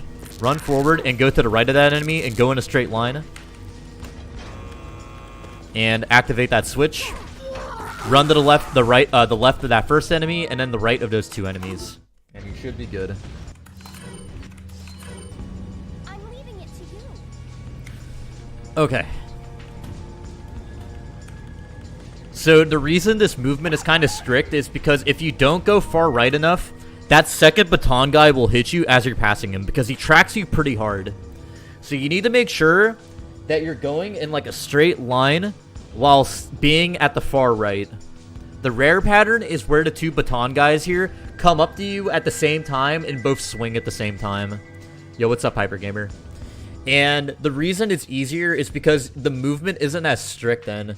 You can get past the enemies like super easily if you get that pattern. So bait out that guy.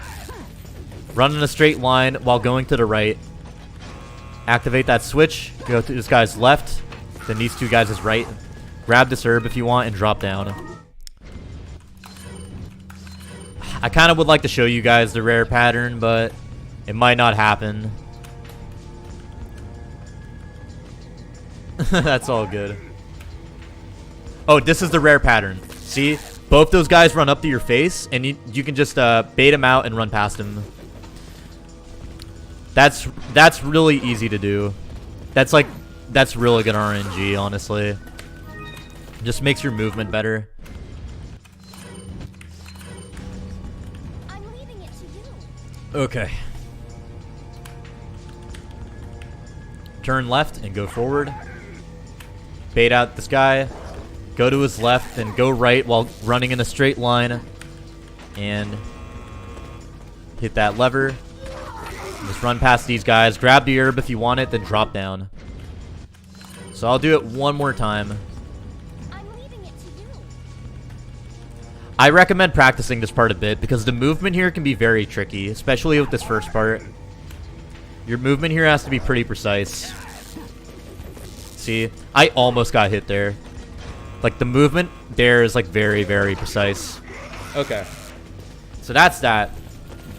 As soon as I land here, there's going to be a guy, usually, who's about to hop on the truck. But we can actually bait a grab out of him like this. See, if you go up to his side like that, he'll be baited out into grabbing you and away from the truck, which we kind of want. And then I'm going to turn a bit to the left. I think I was holding down left while I was there. And that'll cause us to be in position to shoot both these guys. So we're going to go ahead and equip our striker again. And just shoot both these guys. I like to go up and knife them so I don't use any shotgun ammo. But if you have to, it's not a big deal. And if they drop money, I recommend picking it up if you don't have enough still. Yeah, it is kind of weird. Same know me. And just get back on the truck after. I'm thinking of what else. Oh yeah, so if you're on the split, if you haven't sold your crown yet, I recommend looking at your inventory and just checking how much money you have, by the way. So we have 38,000 pesadas because we're going to need to buy a rocket launcher after this part, like immediately after. I just wish I could show you guys the rare pattern, yeah. If you have at least 30k, like 30,000 pesadas, you're good for the rest of the run, as long as you haven't sold your crown yet. I don't know, if you sold your crown early, you'll probably have a lot more money than that, but yeah. If you haven't sold the crown, though, like I have so far in this guide, then 30k should be enough for you for the rest of the run. So I have 38k, which means I have more than enough. But if you don't have 30k yet, like let's say you have 27k, go ahead and just pick up the money drops these guys are dropping. I highly recommend it, just to get the 30k.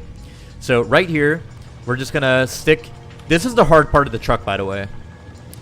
You're gonna aim up and shoot these two guys here, because they basically instantly die as soon as they hit the ground, which we want. It just means less guys to deal with. Oh really, Pharaoh? Alright. Shoot these two guys. Turn around. And we're going to start dealing with these guys. These guys, I would recommend you to start shooting them instantly. And avoid hitting their head. Kind of aim for their legs, I would say. So as soon as the truck starts moving, I'm going to start shooting these guys over here that are standing up on these platforms. So I'm going to start with that guy, then that guy, then that guy.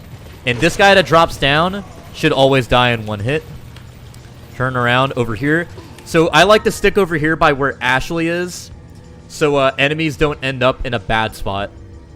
But right here, basically gonna shoot all the enemies in the leg. I got unlucky and this guy spawned the Plagas. I'm just gonna keep shooting him until the Plagas dies. This Plagas is very tanky. And I just killed all the enemies right there. But basically stand by where Ashley is. Avoid shooting the enemies in the legs if you can. Sometimes, even if you shoot them in the legs, the Plagas will spawn anyways. But try shooting their legs and just keep them away from Ashley. If a Plagas spawns, try and kill it if you can. And Just wait until you're at this part. There's gonna be a third truck charging at us, or a second truck, I guess. We're gonna shoot this truck 3 times to down it, and the timing here is kind of tight. You see I missed a shot there already, but yeah. Just you get 3 striker shots on it and you're good. You can die there though, just be warned. And if a Plagas is on the truck, so during that animation where the truck is like crashing and the camera like zooms all the way back and you're going into this next area, Leon is actually still vulnerable. So if a Plagas is on the truck, doesn't die from when the other truck crashes into you, it's possible for the Plagas to kill you because you are vulnerable in that position and you can't move Leon. So there's basically nothing you can do about it if it does happen. That's why I recommend just trying to get rid of the Plagas if you can. A backup is if make sure the actual like laser, like the dot of the laser is on the truck. Otherwise, you're not going to be able to shoot it. But if you see the dot on your laser actually on the truck while you're shooting it, you'll be good. A good backup, I would say, for that part is if you reloaded your TMP at the Salazar statue room, you should have enough rounds in your TMP to shoot it down. And another strat that you can use is you can use a grenade, like a frag grenade. You can aim it up a bit, throw it onto the other truck, and that'll blow it up. I've done that before. And there's a couple of backup frags that you can pick up. You should have 2 in your inventory right now, but there's 2 backups that we can grab later on. Okay. So we're at this next part, and we're basically just going to go straight to this merchant and buy a rocket launcher. Something to keep in mind. Chris runs later. I don't know. I don't know what I'm going to do after this. If you feel like you don't have enough money yet, go to this cabinet, and there's going to be 5k here. Like 5k pizzadas you can just instantly grab, then go to the merchant. Just keep that in mind. I have enough, though, so I don't have to do that. And I think there's an incendiary here. Yeah. We don't need that, though. Welcome. Just go to the merchant. We're We're going to go ahead and just buy a rocket launcher again. Put it in the same spot. Turn left, and that's the end of 5-2. So, next, this map is going to pop out on us. What we're going to do in this room is, oh yeah, we lost Ashley again, by the way. That was pretty much like the last part where we have Ashley. That's like actually gameplay related. Really, Equipidic. There's like a bunch of different endings for the first RE. Okay. So, you start out at an angle like this. So what we're going to do is we're going to turn left. And as you're going up these stairs, like around here where this handrail is, like this middle part of the handrail is, you can pick up these 5k pesadas that are like over there.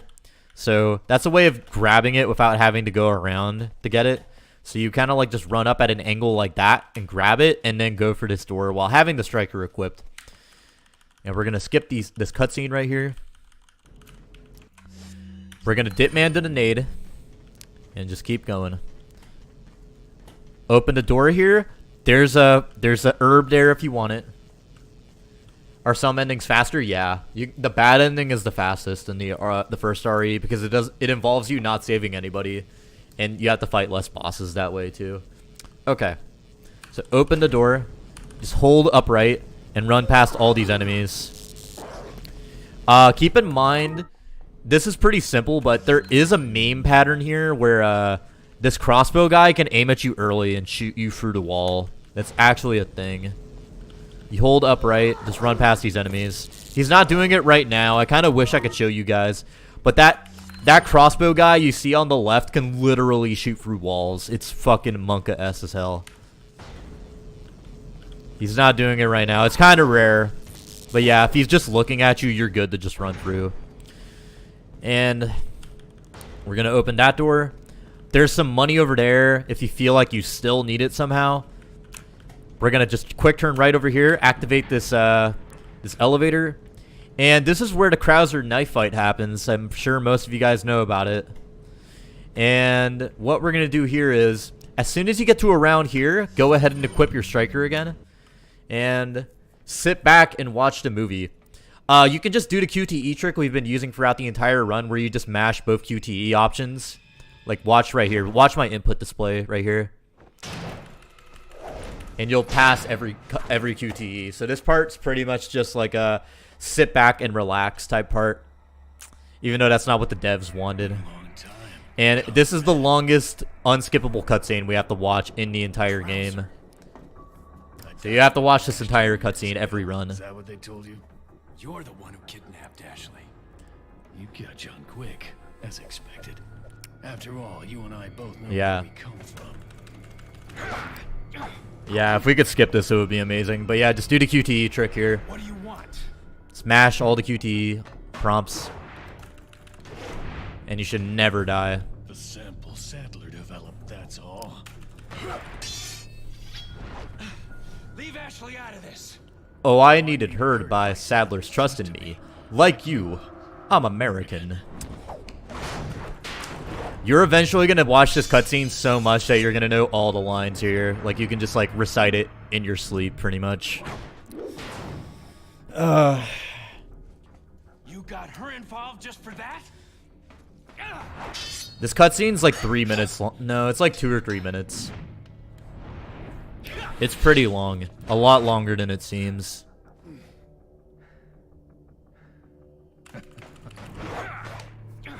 If only we could, Sora. If only we could. Unfortunately, we are forced to watch this entire cutscene. Even when all the QTEs are done, we still have to watch the entire thing. It's kind of stupid. Like, honestly. What's up, Mendez? And right here, a trick you can do for this last QTE prompt is you can press both X and C or X and A at the same time, and you'll do it just fine. Looks like we have the upper hand here.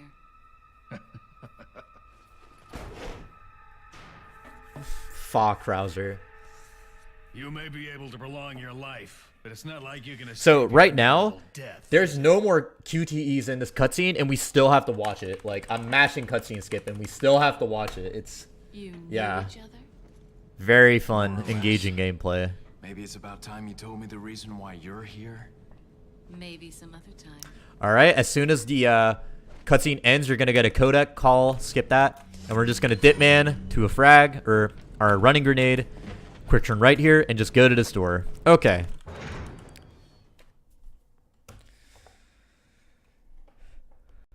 Nah, dude, the red dress is better, I think. All right.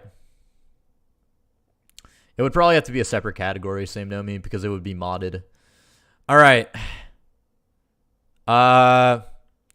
This part right here. Okay, so make sure you have a incendiary equipped here. Just any grenade, anything that gives you full running speed. Make sure you have it equipped. So this is the part of the lasers. And so make sure you have a grenade equipped here, or just like anything that gives you like the bonus movement speed. So like rocket launcher, grenade, nothing. Like, just make sure you have that equipped. And basically, as soon as we skip the cutscene where the lasers activate, we're just going to hold W or up on your analog stick. You're just going to go in a straight line here. You can also use the D-pad, I think, if you want to make sure you go in a straight line here. But if you go in an absolute straight line, like, and just never stop, then you can just pass through these first 2 sets of lasers really, like, just immediately. You don't have to stop at all. Watch. You see how I just run past him? And then you just press the QTE prompt for this one. The QTE prompt for these lasers are always the same, by the way. On keyboard and mouse, it's always M1, M2, and on gamepad, it's always the left and right trigger. Okay. So what we're going to do here is we're going to press this like this to activate the last set of lasers, and then we're going to do a 180, and we're going to mash on the laser button again. And what this is going to do is it's going to cause the lasers to get to us faster, which means we don't have to wait as long. So press that, do a 180, mash on that, and then just the lasers will immediately be there, and then you can do the QTE. And that's the laser section. There's an emerald on this crown, or this throne right here, that you can pick up if you want to. Why? I was wondering like why I was not able to go past that, but just make sure you don't mash too much to pick that up, especially well, no, on both keyboard and mouse and gamepad. Make sure you don't mash too much when picking up this emerald, otherwise you'll sit down like that. Like, you know, you do the whole thing where you sit down. And Leon does his, like, nerdy-ass pose here. Alright. So, let me do this one more time. So, run in a straight line. Just do the QTs. It's pretty simple.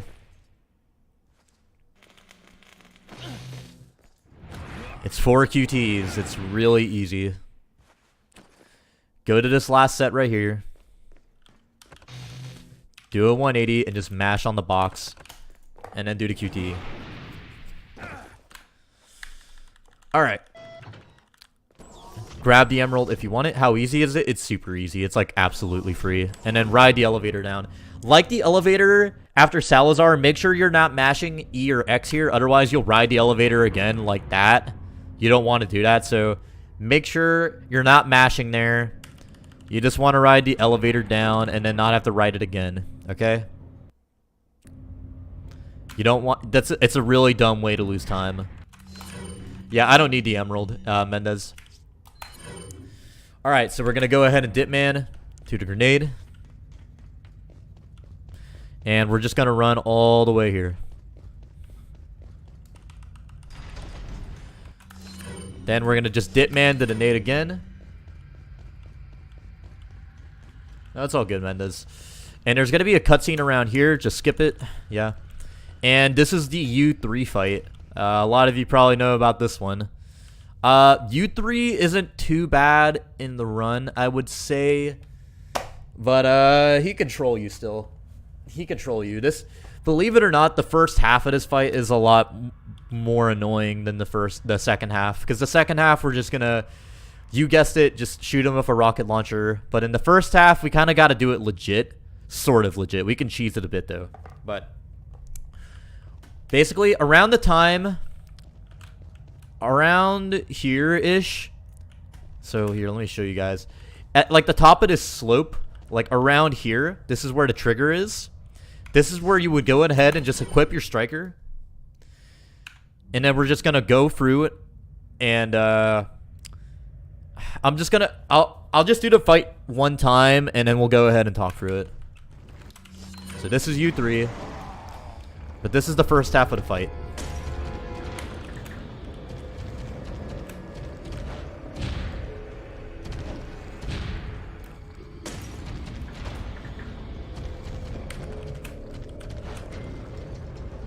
That's the first cart. That's the worst one in my opinion.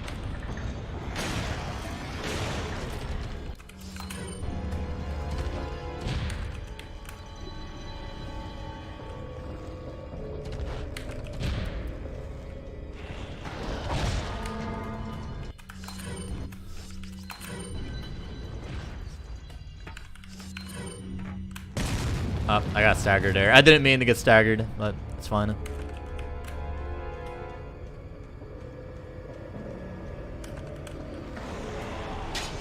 Yeah, this fight would be really annoying if it did. Alright, that's the fight. And you pretty much just leave. Okay, let's do that again. So, this first cart, this first half is divided into 3 parts. So each, so there's this first cart, then the second one, and then the third one. Each one is like falls one at a time as we finish them.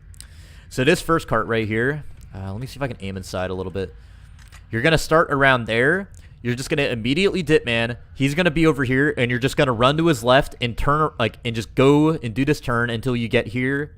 We're going to knife this light right here. You don't even need to aim at it. Just pull out your knife and knife the button. Hit this light right here. Do a 180. And then usually there's going to be a corner right around here. Let's see if I can get a good look at it. Like around here. And you kind of got to look at what he's doing. So if he charges around, you can go to his left and just run past him. But sometimes he'll be to like the far left side and you have to bait out an attack from him, which is actually possible. You just bait him out like any other enemy and then run to his right. Sometimes you can just run to his left. What happens a lot though is he'll just like hide around the corner here. And what you can do is like the button is around here. And you can wait at this line for a little bit. And if you wait at this line for like a second or two and then start running again, he'll jump up, and that's what we want. So if he jumps up, he's going to be, if he jumps up without attacking us, his AI is going to force him to jump back down without doing a QTE. But sometimes he'll do an attack on you and immediately jump up, and if that happens, he's going to like try and do a QTE at you. And as long as you're moving, he usually can't get you. But if you're stopped, like knifing one of these buttons right here at the door, like you're just stopped for whatever reason, you're going to have to do the QTE and Ditman again.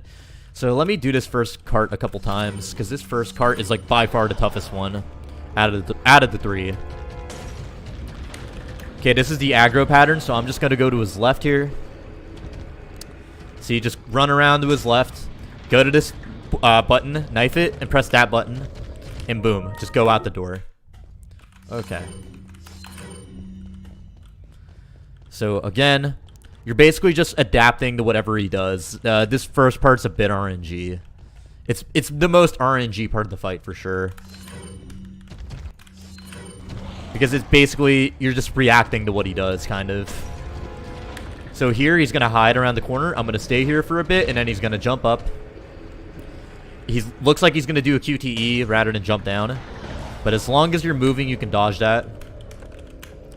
Then I go over here, and done. As long as you're moving, like you don't stop moving while he's doing that QTE, you should be able to dodge it. As long as you're Ditman to a grenade, of course. All right, but I think you can still do it even if you're Ditman to like the TMP or something. All right, that's that pattern where you have to bait him out because he's on the far left corner there. All right, he's gonna do a QTE right here probably, so I have to dodge that because I'm gonna be stopped right here. So that's kind of unlucky. At the same time, it's not though, because I was able to get past him at the first button kind of quick. But you guys see what I mean though, right? He was like, he went to the far left corner and was angled a bit to my right. So I had to bait him out. I couldn't go around him. I had to just go up to him, bait out a normal attack, and then just run to his right. That was that pattern. So yeah, just run to his left. Quick turn there. Go around, knife that, turn around, and again, bait him out because he's on the far left corner, and then just run past him. And then the rest is basically just react to what he does. Okay, he's going to drop down here. I'm just going to go around him. I kind of messed up here. Yeah, that's kind of a trolley pattern right there because he's blocking the door. But if you stick to his left like that, he can't do anything to you, really, until he turns around. In which case, you have time to go out the door. But that's that pattern. I kind of prefer the pattern where the best RNG is like this when he jumps up and then jumps back down. Because then you don't have to stop at all. You literally never stop. That's the best possible RNG you can get on that cart. Where he just jumps up immediately and then just jumps back down. And you literally never have to stop. But getting that pattern is kind of rare.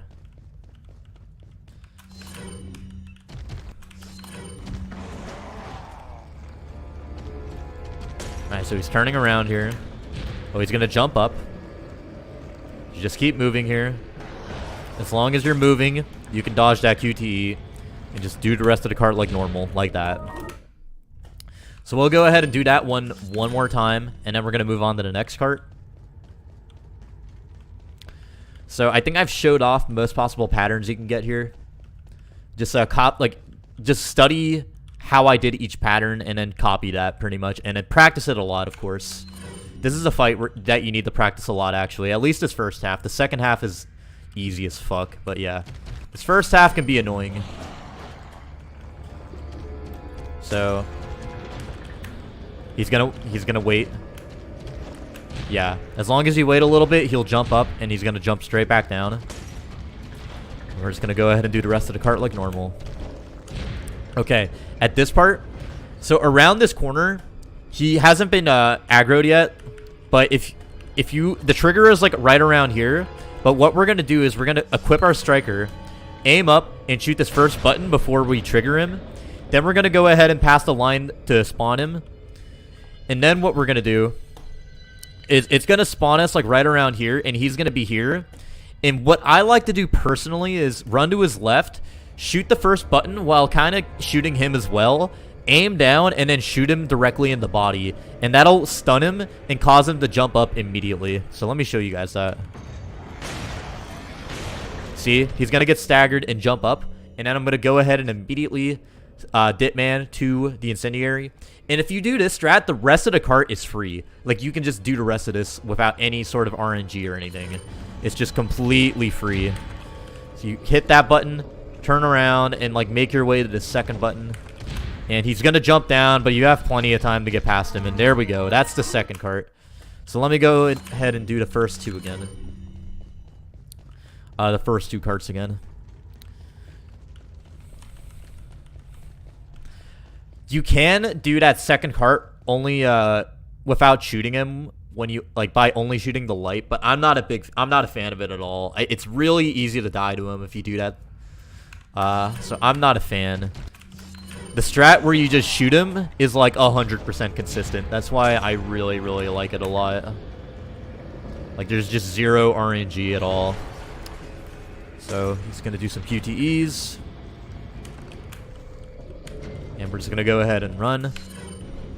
Okay, so right here, around here, aim up, shoot this first light with the striker, trigger him. And this is really good RNG I got here. So what I was able to do was I shot the light, and the spread on the striker is a bit random. So like the pellet spread on it is random. But I got really good RNG with the striker spread, and what happened is I was able to shoot the light, and enough pellets from my striker went into U3 and caused them to get staggered in just one shot. So this will let me do my strat in just one hit. As long as he gets staggered, that's what's important. And then you're just going to make your way over to the second button. He's going to drop down, and just going to keep running here. Boom. Now for this third cart. Okay. This first cart, there's like a couple different things you can do. Here's my preferred strat for it. You dip man and go into this corner. You aim a grenade, and you're gonna aim it to like the corner, like right here, like right where I'm standing. You're gonna aim and throw a grenade like right there. It has to be kind of accurate, so like there. And that's gonna blow up the light that's on this side right here. Then we're gonna go in, press the button, turn around, and just make our way to the second button and equip your rocket launcher. Skip all that and just run to his right and just go do the rest of this like normal. Up to the door. That third cart is like the easiest one by far, actually. Like, it's extremely simple. But yeah, let me show you guys the alternative. I'm gonna see if I can get it. If not, it's not a big deal.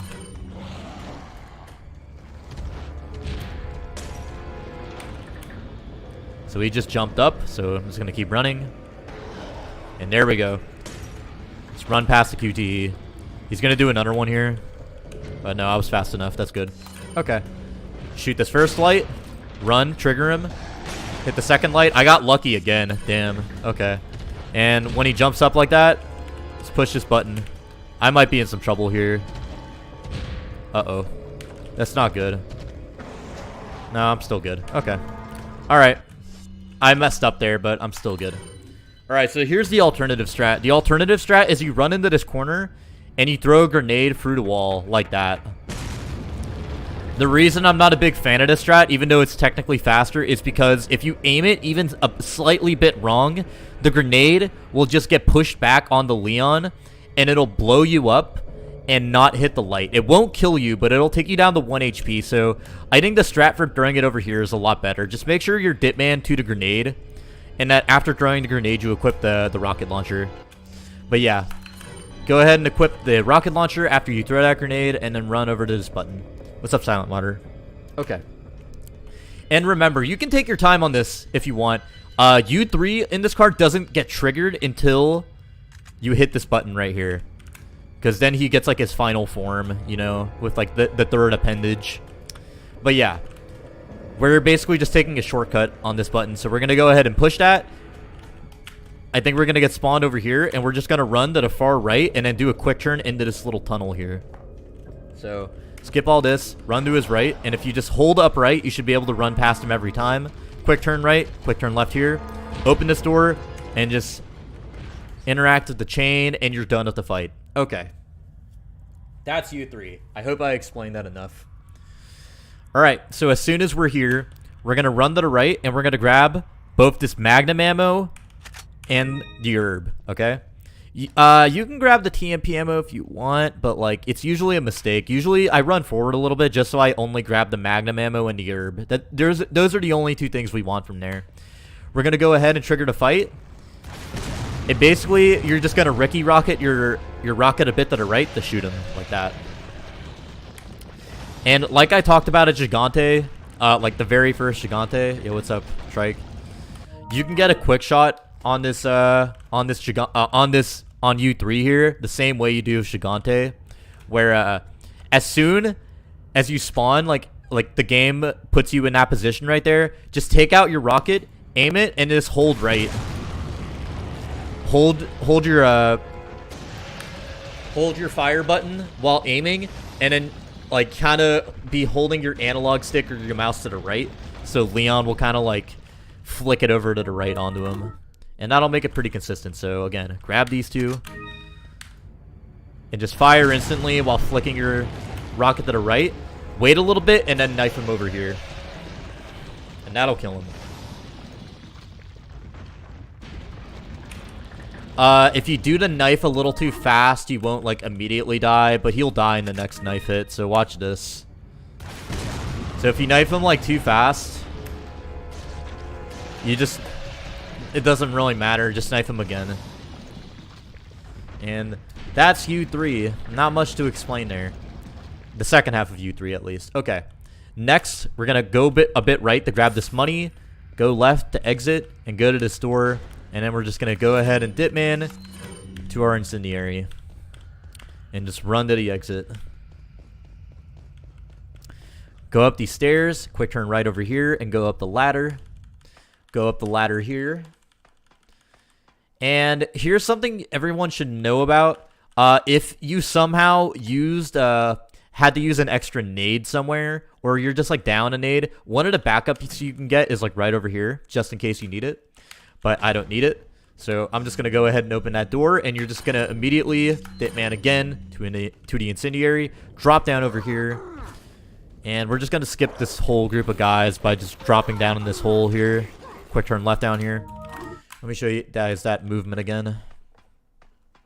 Okay, so striker, dip man to incendiary. And all right, something you should know about here.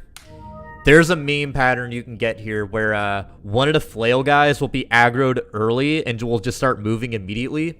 You can tell if you got this pattern where as soon as you drop down, if you hear like a chain rattling sound, that means you got the main pattern.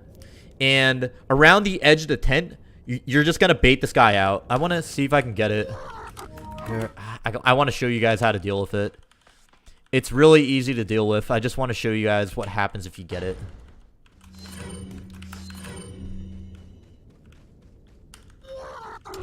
I'm just getting the good pattern over and over again. Okay.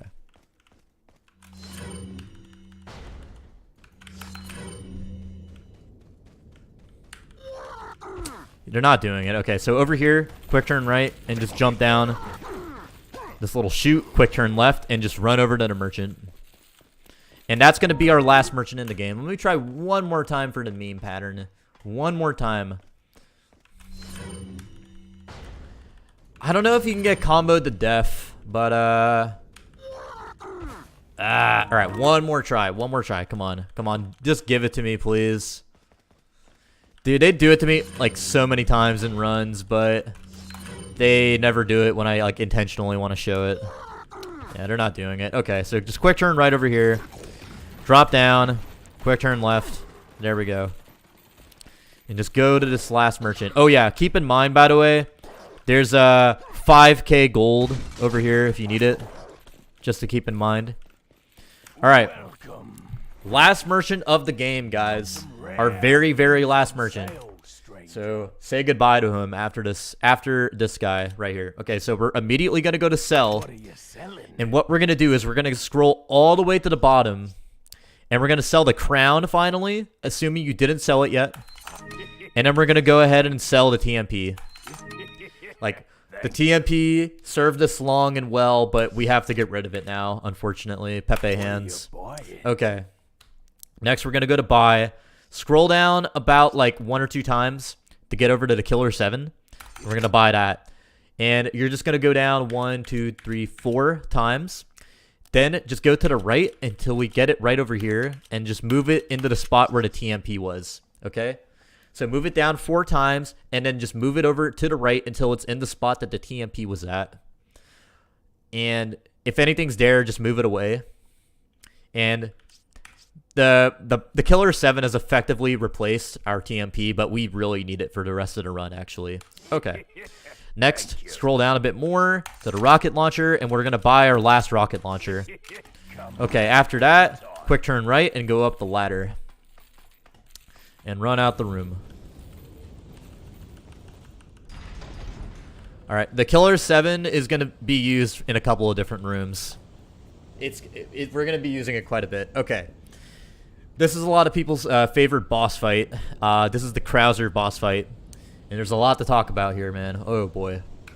Alright, so immediately, dip man to your grenade again. There's an herb in this barrel if you need it. And just run until you trigger the cutscene. Skip it and quick turn left. And just run over here. If you get the TMP pattern right here, you gotta hug the wall a little bit. And let me just show you guys this first half. I'll reset after this. Or reset checkpoint.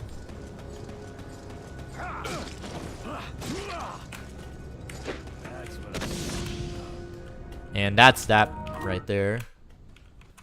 So let's go over that one time right there. That was pretty fast, but this part of the fight is kind of easy.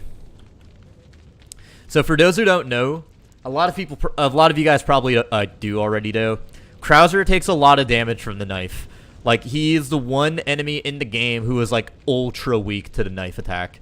Actually, I think Sadler in Separate Ways is the other enemy who's like super duper weak to the knife.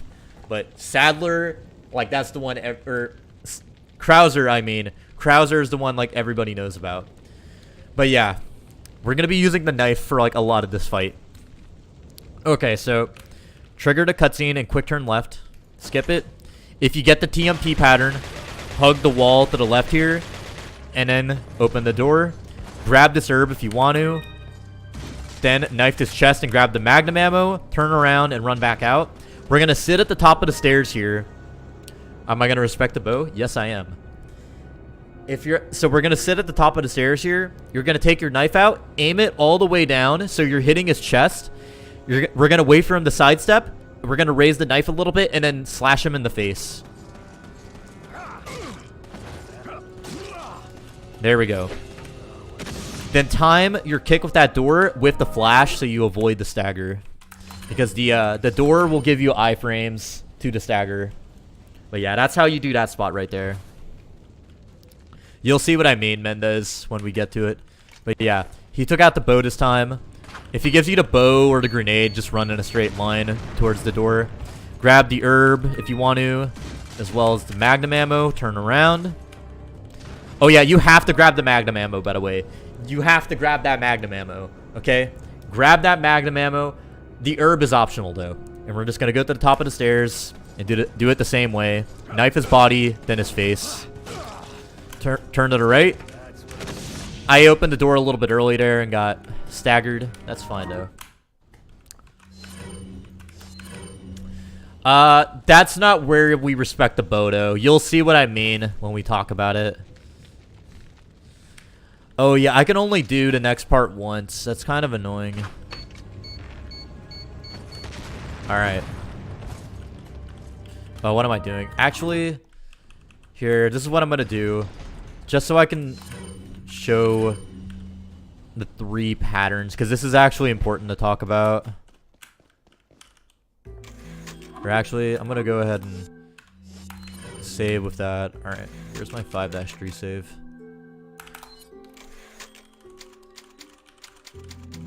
Alright. Alright, I want to make a... No, it's all good, Mendez. But yeah, the only... When you drop down here, the only pattern you really need to be wary of is the TMP. The TMP right here, if you get it, just hug the wall to the left before you open the door.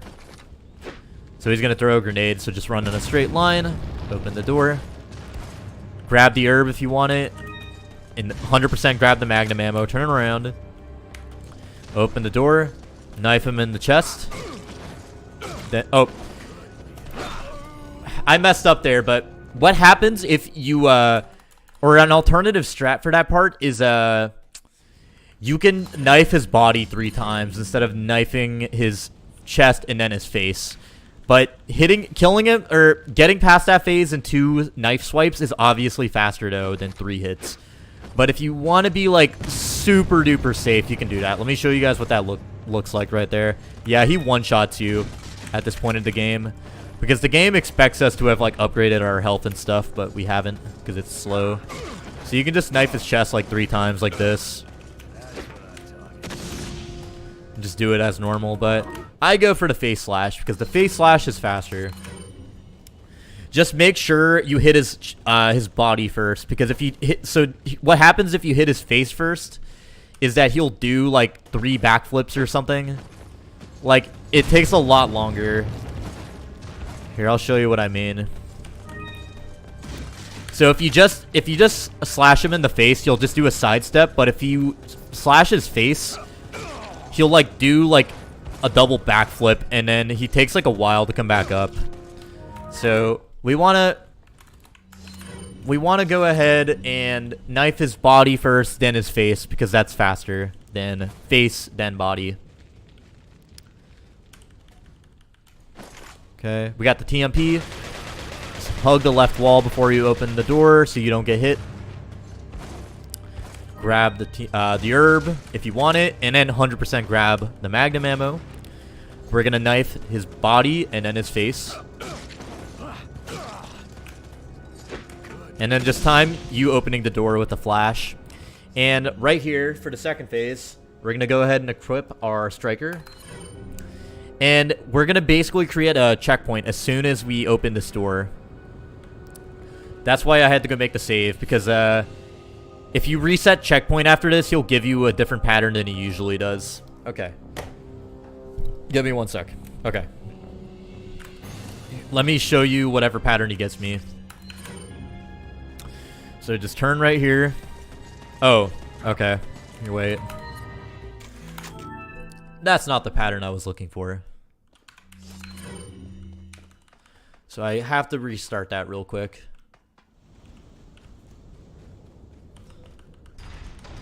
I kind of want to show you guys all 3 patterns, but basically, when we get to that long stretch of the corridor, Krauser will usually be camping up top. And what we want, or the best RNG you can get, is the grenade throw. Well, I don't know if that can actually happen, Same Nomi. I think that only happened because I was waiting around for a while. I don't think he usually does that. I made a mistake. I knifed his face again, so... There we go. Alright.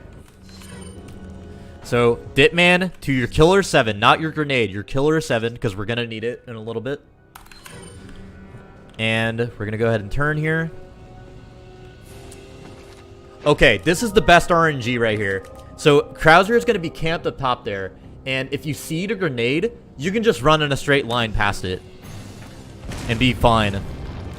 And then you just grab this herb right here and just keep following the stairs up to the first piece.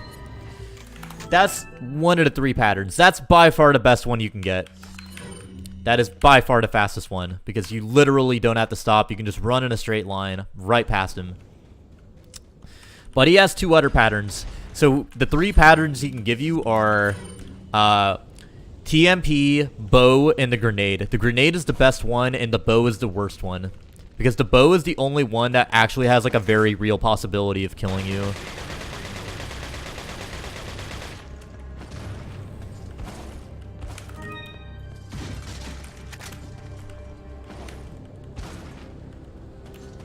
So let's do that as normal. I opened that door too fast. It's not a big deal though. And just do this part. What are we gonna get here? Alright, if you get the bow, I recommend hiding behind this pillar and just waiting for him to fire it. Because this bow has a very high likelihood of one-shotting you. And he tracks very well with it. You can try juking it on the left or like the right, you know? Like you just kind of like do like a little wiggle, little curved line. But it's RNG though. Don't let anyone tell you otherwise. It's RNG. Him hitting you is just completely 100% RNG.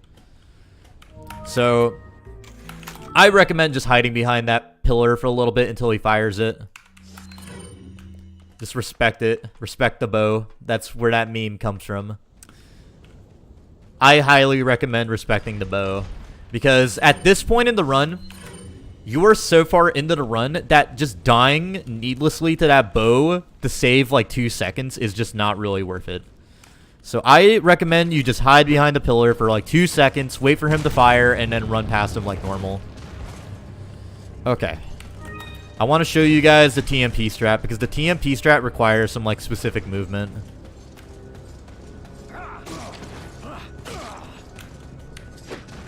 I did that too fast again.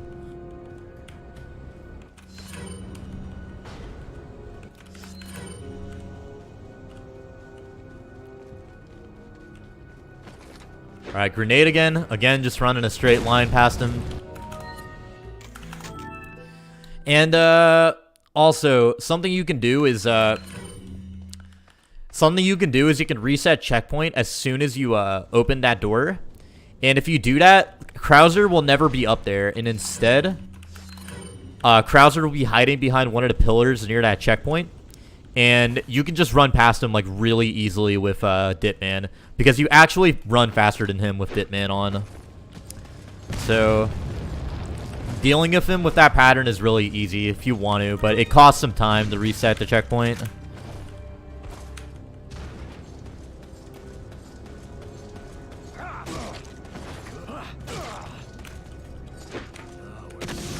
Alright.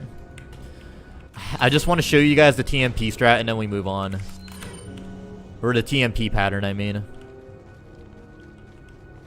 There we go. So if you get the TMP pattern, run in a straight line and just book it to this little corner where I'm at right now.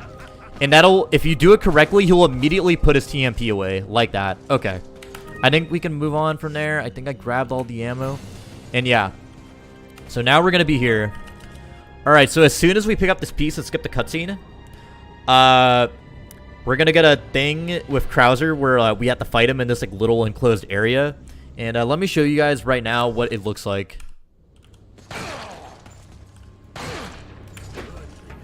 That's basically it. You're just doing 2 shots on him to get past him. Oh yeah, by the way, if you reset checkpoint, this is the pattern you get with Krauser. He like tries to run behind you. But with Ditman, we run a lot faster than him, so he's not going to really be able to do anything to us. Grab that herb if you want to. Alright, so for this pattern right here, what we're going to do is, you're going to turn Leon physically to the right for a tiny bit. Aim the Killer 7 and immediately shoot him. And if you turned Leon enough, it should hit him in the head. Then we're going to back up like 2 steps-ish. And then just shoot him in the chest. And it's important to back up a little bit because this is going to manipulate him. If you don't back up, he's going to like do this charge at you. But if you back up, he's going to like slowly walk towards you. So watch this. See? Then reload your Killer 7 around here after you quick turn. So let me show you guys again. I used to have a lot of trouble with this part because what would happen is I would immediately aim my Killer 7. So don't do this. I'll show you guys what the improper strat is. Don't do this, where you just immediately aim the Killer 7 and try to shoot him. It's a lot harder. I got it there, but it's actually a very tricky shot. It's a lot easier if you just turn him. No, there's no way to dodge the flash. Unless you use something like the door that gives you iframes. Alright. So, turn Leon a little bit, instantly shoot, and then back up a bit. Shoot him in the face, back up, and then shoot him in the chest. Then reload. Like, reload around here-ish. So, you're basically, like, after you shoot him, quick turn left, reload here. Like, around here. Okay. Because basically, we're gonna get a free reload out of that flash. Which we want. We want our Killer 7 to be fully reloaded for the next part. So turn left, turn right, shoot, back up, shoot him again. I didn't get the reload here, which is kind of bad, but that's not a big deal. But try and reload it though, especially if you're new. But yeah, you see how consistent this pattern is if you just reset at the door, at the checkpoint. You can just run past him every single time, no problem.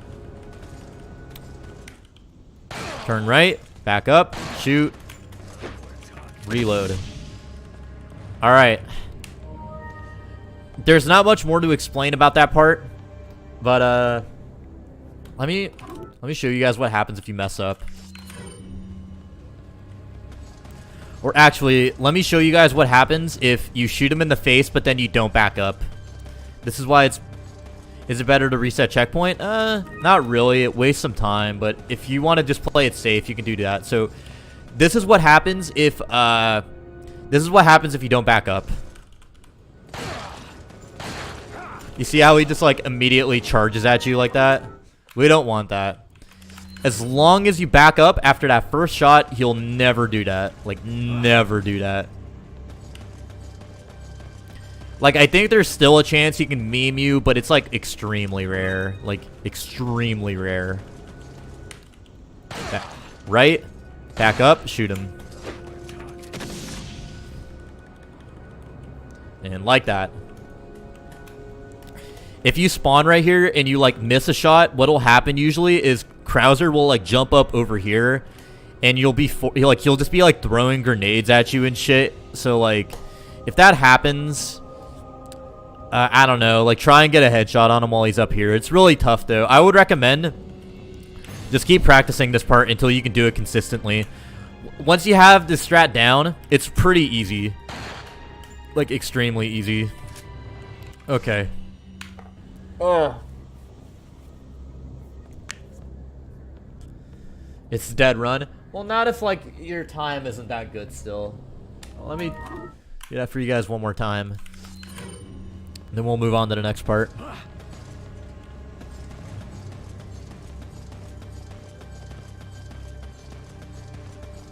So, grab the herb if you want to.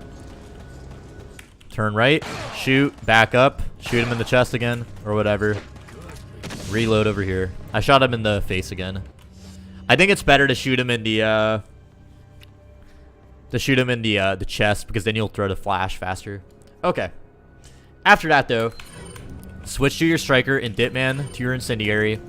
And this is the dreaded statue push. In my opinion, this is like the hardest thing to do in the in 5-3, I would say. This is a very long split. This is the second longest split in the game. But this is like the hardest part of it, by far. So we're going to go behind the statue, and we're going to try to get it in a spot where we only have to push it 2 times, okay? So let me do it, see if I can do it here. But basically what I'm going to be doing is I'm going to be counting the statue pushes to 5. And you're basically going to wait a little bit after 5 pushes. And then you're going to let go. And you're going to come over here and you're going to push it from here all the way over to the button. Like the button's like over here. Like we need to push it over there. Okay.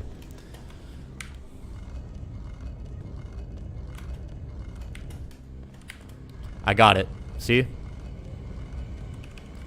So what happened is I was able to push it one time over here, let go, and then be able to push it again from over here. So it didn't get stuck against this wall over here, and I can just immediately get it over to this like switch over here.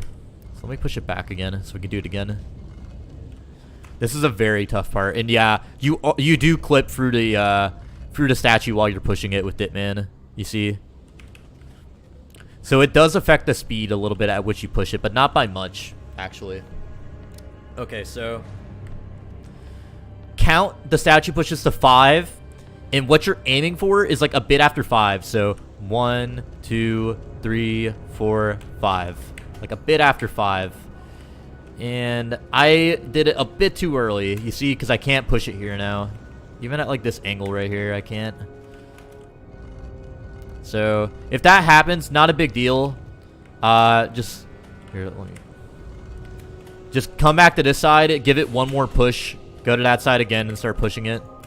Don't reset the entire thing. But 1, 2, 3, 4, 5. I pushed it too much here, so when I push it, it's gonna get stuck against this wall.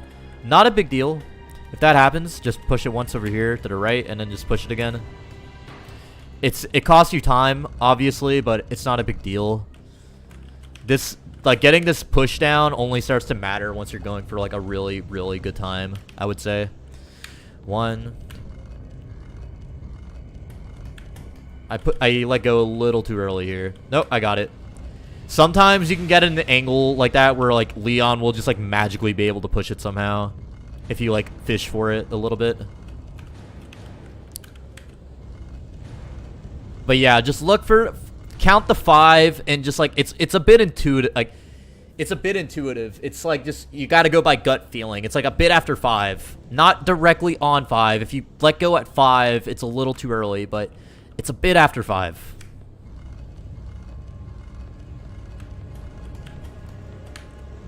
So yeah, pushed it too much again. It's pretty easy to mess up like that, but just fix it if that ever does happen. Don't reset the entire thing. Okay. But yeah, alright, so let's say you pushed it and it ends up like this. If that happens, just push it once over here. Come back over here. Push it. This is the slowest pattern, by the way. Push it again. And there we go. Okay.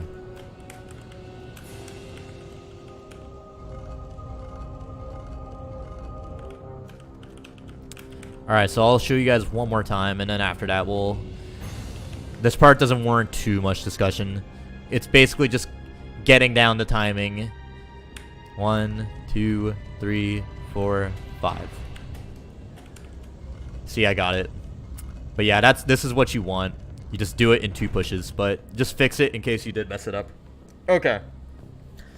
You're still gonna have Ditman after this. So if you want, there's a red herb here. I don't usually get it, but if you want it, go ahead and get it. Hit the switch, turn left, or quick turn left, and run down these stairs. And, I mean, you don't need to add at Nightbot. It's a bot. Alright. So right here, we're going to hit this lever at this angle right here and just immediately drop down.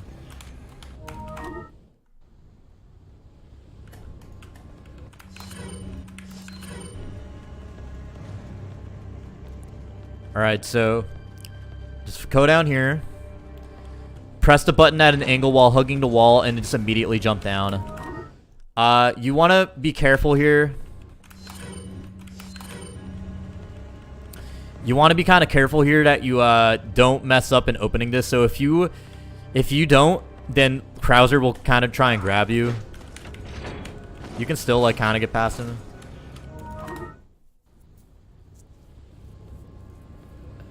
Trying for a fast time in what? I've never speedran RE2. The original one, I mean. I've seen people speedrun it, but I've never tried it myself. Alright, so hug the wall again, press this lever, and then just jump down immediately. Quick turn left. And there's 2 ways to get past this bot. This is the first way of doing it. That part's a bit riskier to do. You see, I almost got shot by these robots. You kind of want to make sure that you're not stopping. You're not stopping like ever. You're just hugging the wall. Quick turn left. Go here. Quick turn right over here. And boom. And just keep going like that. There's not much to explain on this part. Let me just show you guys one alternative though. Because that strat that I was doing right there is kind of hard to do on a gamepad. So here's the way I would do it on a gamepad personally. Quick turn left here. And over here, quick turn left. Run to the right of the left of the spot, and then just kind of go around it like this.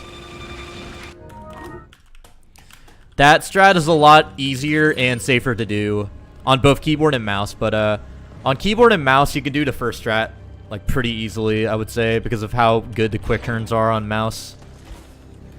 So quick turn left here. Go to the left of that bot, quick turn right, and boom, like that. What is it that you fight for, comrade? And then just hold up left here to get to this cage. Oh, where does this cuts? All right, yeah, okay, good. So don't respond to Krauser, by the way. Just like don't say anything back to him because it's faster. And then just hold up left, and you should make it inside the little gated area. So quick turn left here. The safe strat is quick turn left, quick turn right at the spot, and yeah, like that. What is it that you fight for, Don't press anything. Just hold up left, and skip the cutscene here. And then as soon as the cutscene's done with, and you're inside this gated area, go ahead and quickly dip man again to the incendiary, and just go up the stairs while quick turning to your right, and go up the ladder. And now we are at the hardest part of this fight. Well, yeah, I would say it's the hardest part for sure. This is the part a lot of people have trouble with. Okay, this part's going to take a bit of explaining. Let me just do it once here. But basically, this is like the final knife fight with Krauser. I'm getting my names mixed up.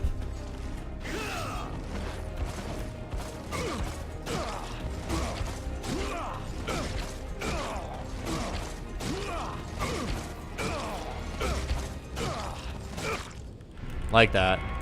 And that's the fight. Alright, so hold upright, like around here, and just immediately grab the statue. Skip the cutscene and get ready to do a QTE. And we're going to do the QTE, and then we're going to run in a straight line to the left of Krauser. Then quick turn right over here. Run in a straight line, turn around. And if you did it correctly, Krauser will get stuck here.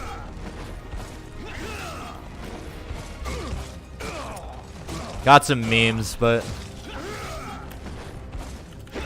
he is being very memey right. Sir, you're being very memey right now. You're being extremely memey, sir. Okay.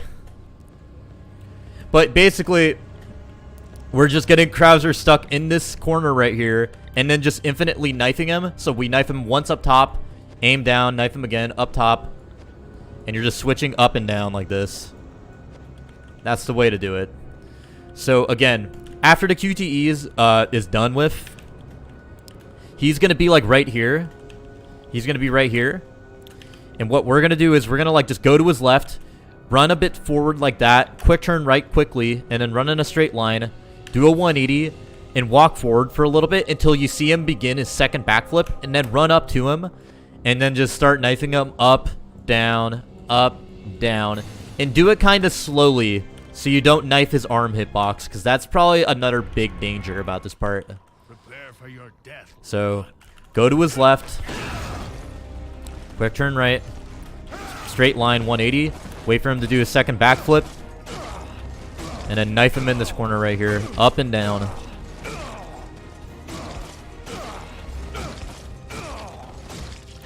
You kind of want to avoid what's it called? Knifing him in the face. You kind of want to knife him in like the shoulder, like the shoulder, torso, chest area. Then when he kneels, you kind of want to aim a little bit to the left and get like around like his like it's like it would be the shoulder on his left from where we see it, like around here, up, left, something like that. This is a part that's going to take a lot of practice, so I recommend practicing this just a lot, like all the time. Prepare for your death, Leon. Like, just until you're a god at it. But yeah, go to his left. Run forward, 180. Wait for 2 backflips. And just get into this rhythm right here.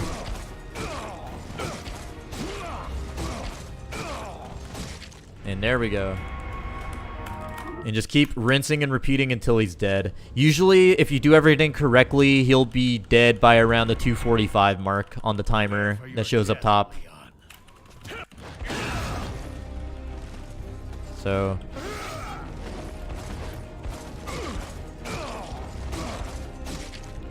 this is the stagger meme right here, where he doesn't get staggered. We want him to get staggered if every knife hit.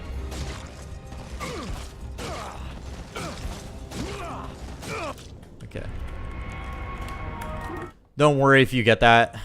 Just wait until he's standing up again, and then you'll usually be able to stagger him. Prepare for your death, Leon. Okay, left side, quick turn right, run forward, 180. Wait for him to do the second backflip.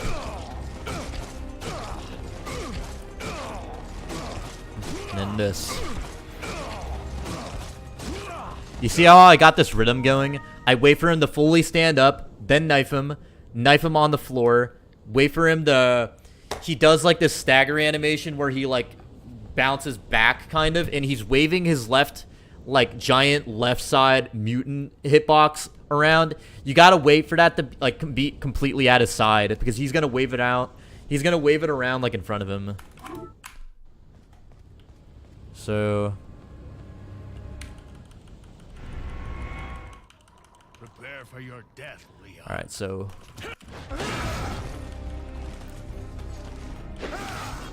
This is what happens, by the way, if you run too fast at him. I just wanted to show that because I forgot to show it to you guys. But that's why we walk until he commits to that second backflip. So once he commits to the second backflip, just run up to him and start knifing him.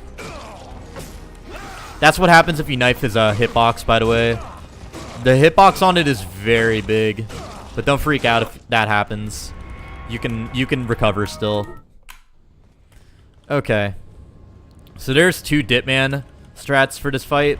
One of which I kind of hate personally because it's really inconsistent, I feel like. But let me show you guys this other one real quick. So something else you can do here is you can just Dipman starting around here. And you can just like kind of hold down while knifing him like this.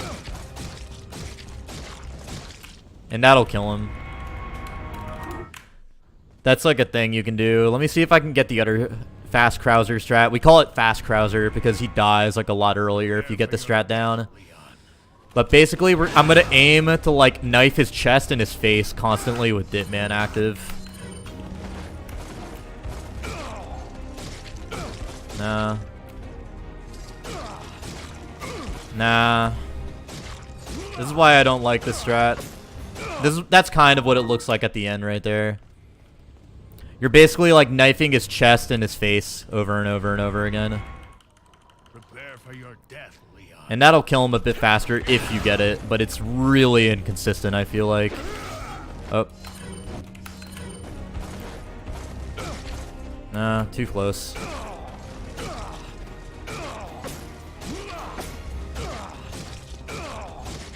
That's kind of what it looks like right there.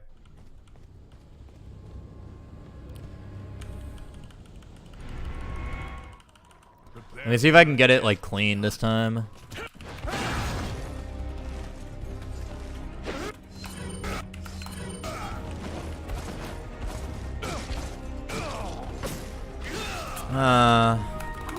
I really am not a fan of this strat. I'll just be honest with you guys right now. I would say just do the first strat. The first strat is like the most consistent one, and this fast Krauser strat is only 3 seconds faster, which like can make a difference, but like when you're risking your entire run, not worth it in my opinion. Alright, I got it this time. You see how early he died here? That's what that strat looks like. You're basically just like knifing his face and his torso over and over and over again to get crits. Prepare for your death, Leon. Alright.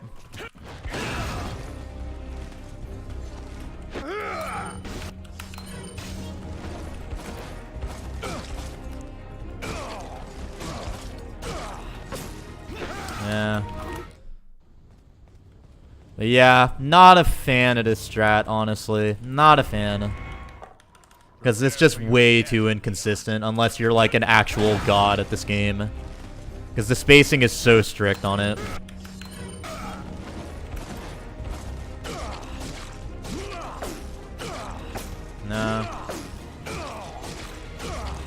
Kind of got it there. Here, I'll just do it one more time and then we move on. Okay. So I'll just show that strat again one more time. But this first setup that you do is always the same, by the way. I think I got it this time. That's what it looks like done like super fast. But yeah, that's basically what it is. So after you kill him, you're going to go up, pick up the piece, turn around, and dip man to a grenade. When you drop down here, quick turn to your left, and just follow this path. And when we get over here, you're just going to open your inventory, equip your striker, go into your treasure menu, and put one piece in. And then you're basically just going to mash E or X to put in the rest of the pieces. And then just skip this cutscene, and we're done. Okay. That's 5-3. So this is like the final, like, annoying chapter in the run. Oh, man. 5-4. Good old 5-4. Okay. So for those who need a refresher, I guess, this is the military action sequence where, like, you know, Mike, the helicopter pilot, is helping you out, mowing guys down. And there's just, like, guns being fired everywhere from, like, turrets and stuff. This is, like, generally agreed to be, like, one of the worst parts of the run because it's so random and chaotic. You're, like, guaranteed usually to get hit once or twice here. It's very, very rare to not get hit during, like, these sections right here. So, as soon as you enter here, grab this herb if you want to. There's going to be 2 cutscenes, and we're not going to dip man until we get the second one. So the first cutscene's like around here, then the second cutscene. And we're going to go ahead, and what we're going to do is we're going to dip man to our killer 7. You see how many heals I have, by the way, here? The amount of heals I have here, like, will make sense to you in a bit. But let me show you guys, like, this first part before we move on. And then I'll redo it a couple times.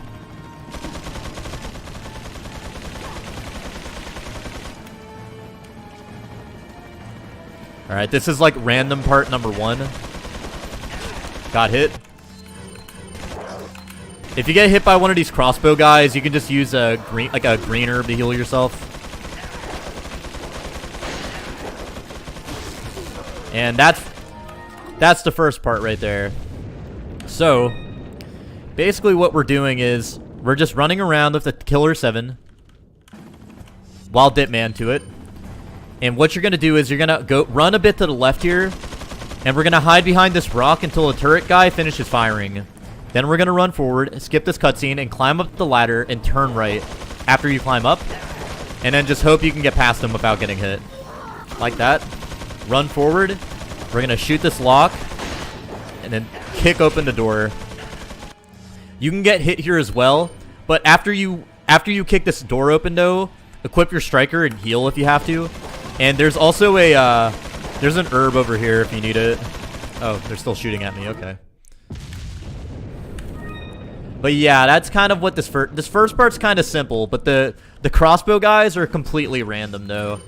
They're, the crossbow guys will just randomly shoot you. They're, like, super fast sometimes, and there's not much you can do about it.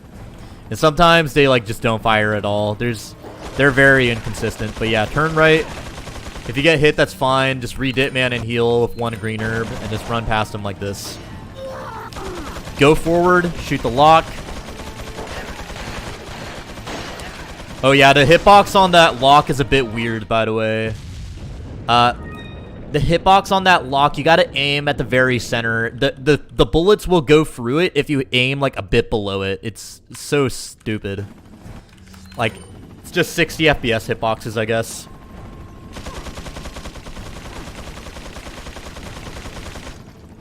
But yeah, after that guy's done firing, we climb up the ladder, turn right, and just try and squeeze your way past these guys. And then shoot the lock. Kick the door, and boom. Re-equip your striker, and then dip man to the killer 7 again. Alright. 120 FPS playthrough, oh god. Alright. So, killer 7. Run over to the left here. Hide behind this. Skip this cutscene. Climb up the ladder and turn right. And then just try and squeeze past him. Just go up to the lock and shoot it. Try to aim for the top part of it. Then shoot this guy. Or hit this guy with the door. And if you get hit, that's fine. You actually don't lose too much time if you get hit here, because you have to open your inventory up again anyway. So equip your striker and heal, then re-dip man again to the killer 7. Alright, so here's an alternative, by the way. So for those who don't know, if you shoot this barrel off to the side, it'll actually get rid of the lock as well without you having to shoot it. But most people prefer just shooting the lock, honestly. So you drop down, run a bit to the right, shoot the lock, or the barrel. And if you manipulate it properly, you can get this guy to like jump through the window here.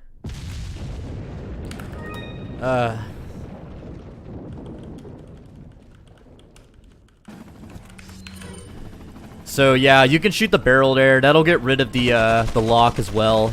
And if you hug the right a little bit, the one of the axe guys who usually runs to the door will be manipulated to jump through the window instead. So again, this is the alternative. Shoot the barrel instead. And if you hug the right, that guy will jump through the window. Next, we're gonna go ahead and equip our striker. Actually, here, I'm gonna make a save here so we can reload this, because me resetting the checkpoint there will kind of mess Mike up. Alright.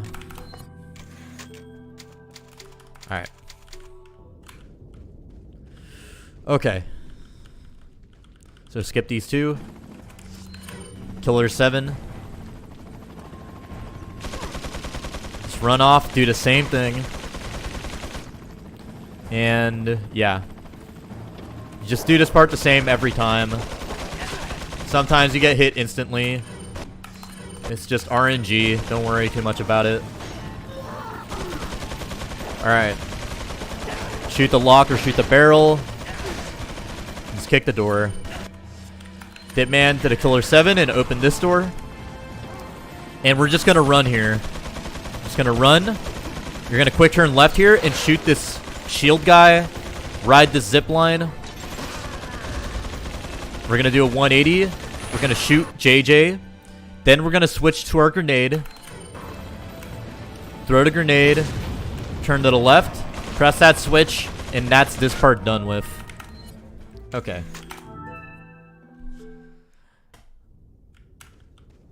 Okay, let me just show you again. Because there's a lot of things that can go wrong there. If you just randomly get hit by JJ or the turret, don't worry about it. That's just part of that 5-4 RNG. Just don't worry too much.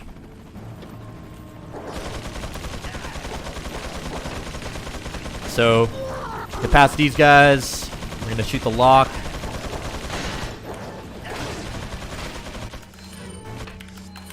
We're going to hit this switch. And if you don't get hit, there's a high possibility you can get hit here. And then we're just going to shoot this guy. Ride down the zip line. 180, shoot Bill or JJ. Switch to the grenade. Throw a grenade. Drop down, hit the switch. Drop down again. See, I got hit. For, like, no fault of my own. But just heal up if that happens. And then go on through. Alright. Let's just do that one more time. I want to show you guys an alternative to shooting that shield guy on the stairs. The way I do it normally. That's the way most people do it, but the way I do it is a bit different. Which may not be good on gamepad. On gamepad, this shot might be kind of hard. But just run past all this. Ladder, climb right.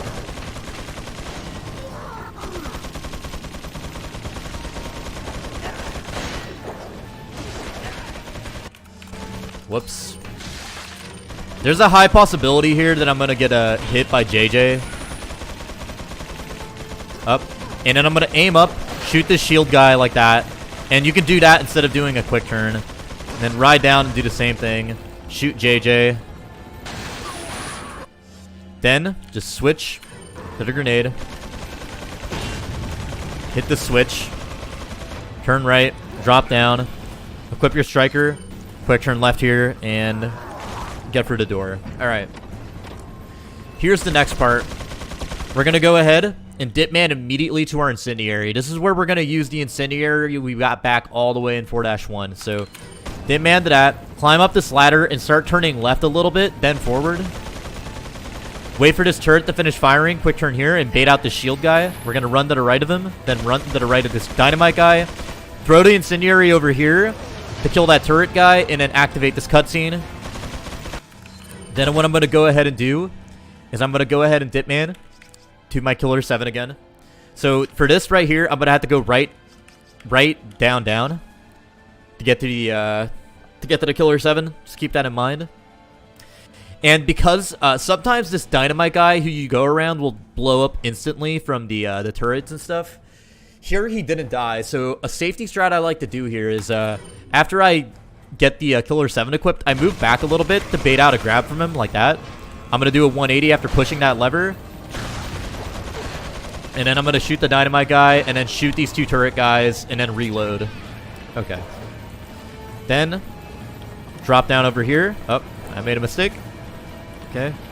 And just follow this. So we got a bad Mike. Mike can potentially shoot 2 sides here. The right side that we were just at and the left side. And we want him to shoot the left side, because that makes dropping down easier. Yeah, we don't want him to shoot that side. If he doesn't shoot the right side, then... So if he shoots the right side, he doesn't shoot this side.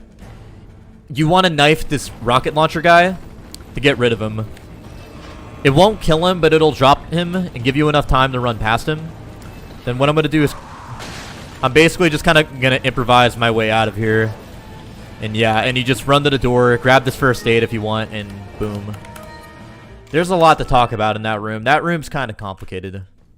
Unfortunately, I can't just retry checkpoint because the checkpoint is going to make it so there's going to be an additional enemy, and Mike is not going to help me if I do that. But yeah. It's really hard to explain this room. I could like make an entire video on just this room alone, honestly. But yeah, do this part as normal. Don't miss a shot like I did. Wow. This is just 5-4. That's what happens with 5-4 sometimes, by the way, guys. You just get hit non-stop like that. If that happens to you, don't worry about it. Know that it's not your fault. It's just the game being dumb. This is like just a very, very random part of the run. So, turn right here. You just do this part the same every single time. Kick open that door. Hitman to killer 7. Run up.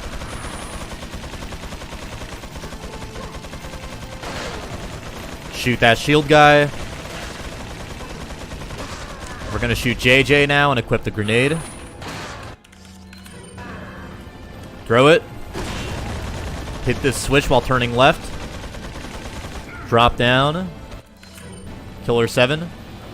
Or, Striker, I mean. Go to this room. We're going to dip man to the incendiary. Climb the ladder. Turn left and then up a little bit. Until this turret finishes firing. Run. Bait out the shield guy. Run around him. Run to the right of this dynamite guy. Throw an incendiary here. Turn right. And just open that. And since the dynamite guy did not die, I'm going to go ahead and bait him out again. So, dip man to my killer 7. Until he grabs me like that. 180. Up. I messed up. So what I'm going to do is I'm going to go ahead and juke that dynamite like that. That was kind of sloppy right there, but it works. And we're just going to kill these 2 turret guys. Then we're going to go to that side. Alright, Mike is shooting this side this time. This is the good pattern. This is the pattern we want. And hit the switch. Turn around. Boom. And now we can drop down over here. Keep in mind, if Mike shoots on that side, there's usually magnum ammo that drops from that turret guy. But if Mike shoots this side, that magnum ammo usually goes away. So you might not be able to grab it sometimes, but that's fine. That magnum ammo is kind of optional, and I'll show you guys a backup you can get in case you need it. But yeah, you just drop down from here now. Grab this herb if you want to. Turn around. And just go out. Grab this first aid if you want, and boom.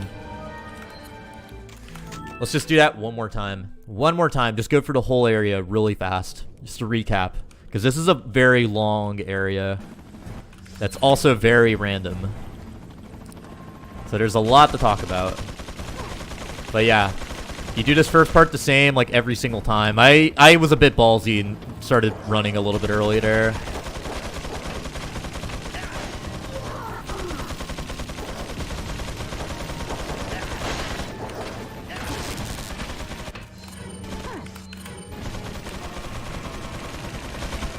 Run.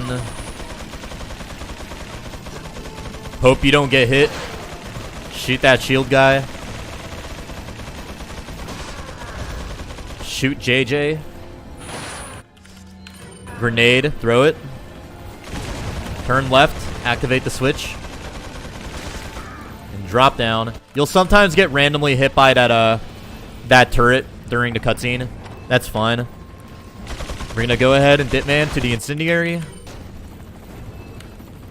Left, up. Wait for this turret to finish shooting. Bait out the shield guy. Run past him. Run past dynamite guy. Throw the incendiary at this corner. Turn right. We're gonna open this door first. So the dynamite guy died early this time, which is gonna affect my strats a little bit. So what I'm gonna do is Ditman to the killer 7. Turn left, shoot this turret guy, go over, and then shoot this other turret guy, and then reload. And wait a little bit, because when you reload the killer 7 while you're Ditman, the game forces you to wait a little bit for some reason. Like, you have to wait extra long before, like, you have to wait after the reloading animation is done. It's really weird. But you eventually get the timing on it. So just, when you're reloading a killer 7, just wait a bit. Alright, so make our way to the second area right here. Alright, Mike's gonna help us again, which is good. I can grab this magnum ammo if I want. Hit this switch right here, and just wait here for him to finish firing. Then I'm gonna drop down. Grab this green herb if you want, and then just grab this fast, and then run out. Oh yeah, keep in mind, the game could potentially crash at that door. That's a very infamous crash zone right there. Like, a lot of people have suffered crashes in that spot. So, don't be surprised if it happens to you. It's happened to everybody. Okay, so here, right after you finish getting for this door, just switch to your striker if you have a killer 7 out, and then just keep running until you hit the cutscene here. That's the Mike Def cutscene. And what we're going to do is we're going to go ahead and Ditman to our rocket launcher. And then... Wait, do I have room? Here. I actually have too many herbs in my inventory right now. I needed to make space right there. But yeah, you just Ditman to the rocket and come all the way here. Then... Ditman to the rocket again in this room. Drop down and go for the door. I like to drop down on the left side because of if you drop down on like the far right here, you kind of have to like turn a bit. It doesn't really matter much though. But yeah, I like to just drop on the left side here, then just run in a straight line to this open area right here. That's the cutscene where you like choke Ada. You know, I think everyone remembers that cutscene. But yeah, just skip that. Open this, like, just run in a straight line and open that door, and then just hold up right to get to this next door. And here's the prison area. Okay, so what we're going to do is we're immediately going to quick turn left get that flash, and then what you're going to do is you're just going to Ditman to the rocket again. But something to keep in mind, if you need it, there are Magnum rounds here, 3 Magnum rounds. So if you used a lot, so basically, to kill the final boss, so basically at this point of the run, you need at least 3 Magnum rounds. At least 3, like 3 minimum. Like you need 3 Magnum rounds to finish the run. So if you somehow don't have any, go ahead and get that, or just like you're feeling kind of scared, grab those Magnum rounds, okay? You need 3 to beat the game at this point. 3 Magnum rounds, okay? Just so people aren't confused on that end. All right, so after you Ditman here, just hold up right and go up here. Grab that red herb if you want a full heal, and climb on the far end of this so you can just jump up and then open this door immediately. All right, this is the, in my opinion, this is like one of the most random rooms in the entire game. Along with that first part of 5-4, I think this part might be worse. This part is really bad. But let's just talk about it. Okay, so what you're going to do, or I should probably just run through this room, but we're just going to quick turn left, and we're basically just going to Ditman to our Killer 7. Keep in mind where your flash is, because we're going to need it for this room. Okay, so Ditman to Killer 7. Quick turn here, and I'll show you guys just how the room is done really fast. Wow. That's not supposed to happen. Okay. I didn't know the crossbow guy could even hit me at that angle. That's pretty insane. That guy hit a fucking insane arrow. How was Krauser? It was good. Alright, so here's what this room looks like. Damn. Unlucky.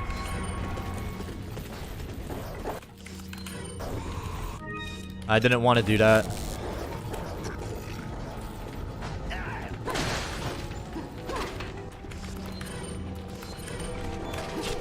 I got hit. It's okay.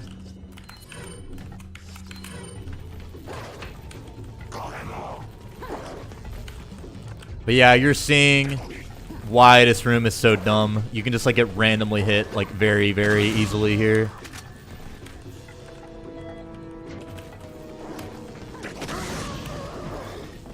Alright, that's what this room looks like in fast motion, and then you just run out. Okay. So, what we're going to do is Ditman to Killer 7, and just run in a line like this so you don't get hit by the crossbow guy.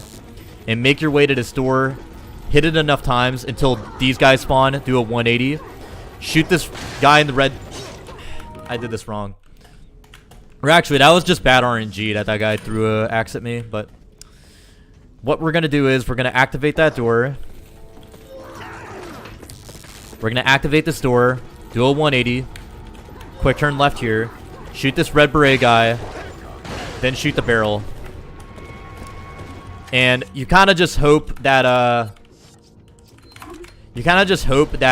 the door stays open, because then you can maintain Ditman. Then we're going to climb up this ladder and try and shoot this guy before he can do anything. We're going to go here and switch to our flash. Then use the key card. Quick turn left. Go over here. I'm going to get hit here. Yeah, not much I could have done there. He did a quick turnaround. That's why you have heals for this room, though. This room... See, you're very likely to just get randomly hit in this room. This room is just extremely random. That's why it's super nice to have... Like, I got hit from a... I got hit by a... what's it called? I got hit by a crossbow guy downstairs. You see how much like I'm randomly getting hit? That's what happens sometimes in this room. There's like nothing you can do about it. It's just... You just randomly get hit in this room, and there's not much you can do. But... Ditman to Killer 7. Quick turn left, right here.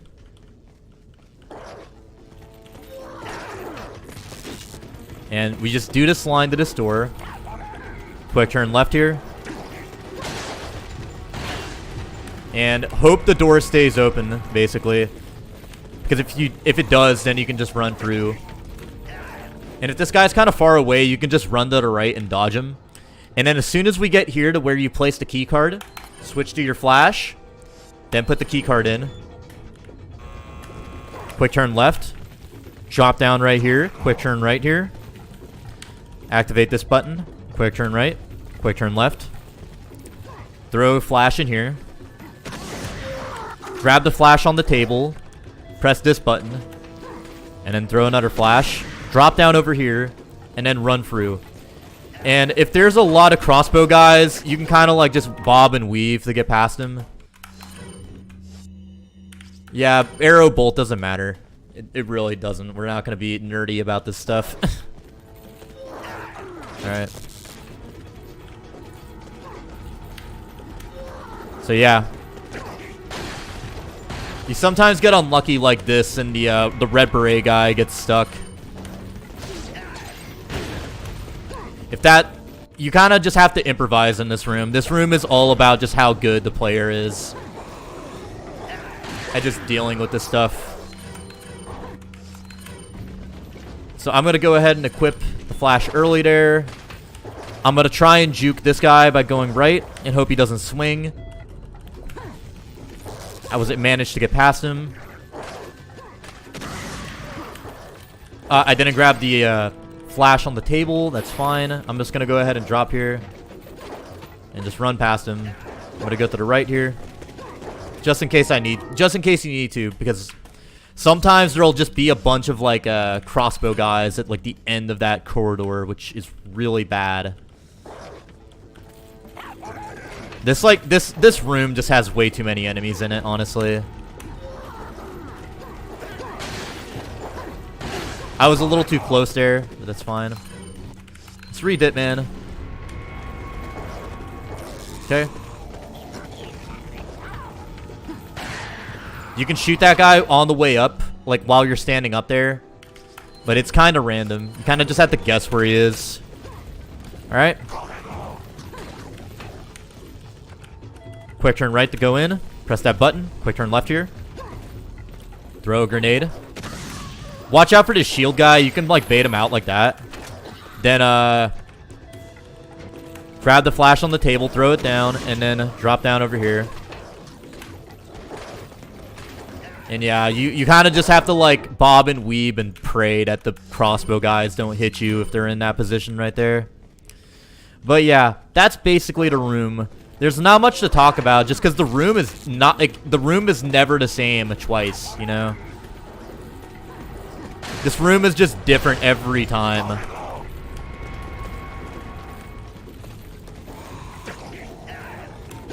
Alright. But yeah. Equip your flash right here and just run and pray. Sometimes that happens. The guy will just hit you as soon as you land. There's nothing you can do about it. Just move on. Heal and move on. And throw a flash. Grab this next flash. Around the time here, you're basically home free. Like, this is like... When you drop down here, like this right here, I'm basically home free. You can just run past this baton guy as long as you don't stop. So you can do this room in one magnum hit if you want. What you would do is you would just shoot the guy with the red hat and the barrel at the same time. Unless the firing squad's there, yeah. So you can just like shoot them all at the same time like that if you want. Grab the key card. Climb up the ladder. And just kind of hope that you can make it past everybody. Just practice this room a lot, man. Just practice this room a lot. Like, a lot. This room just requires so much improvisation and, like, just playing well to deal with properly. It's a really stupid room. But, yeah. And then we're just going to run through. No need to equip anything. Go through this door. Then bait out these two guys and go in the door. Skip the cutscene, hold up left, and we go through this door. We have Ashley again. If you're injured, you can use that grenade or that herb to heal yourself. And when you're opening this door right here, make sure you go a bit to the right, because if you go to the left, you can't open it. Here, let me show you guys again. Like, if you go to the left side, you can't open it for some reason. So I always go like a bit to the right here. All right, so in this room, when we get to that corner right there, we're going to tell Ashley to wait follow. So, like, it's going to be around here. Wait, follow.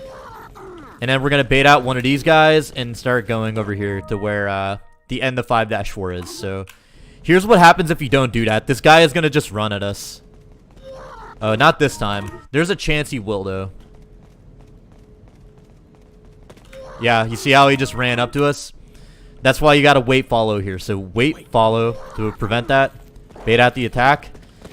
And here, what you want to do is you want to let the cutscene of the door opening play for like a split second and then skip. If you skip that cutscene too fast, what'll happen is usually Ashley will teleport next to you after this result screen.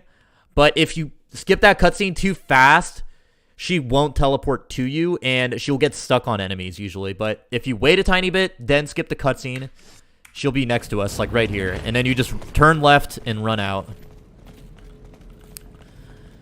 Then just run to the door, hold left here, and you're out. Alright.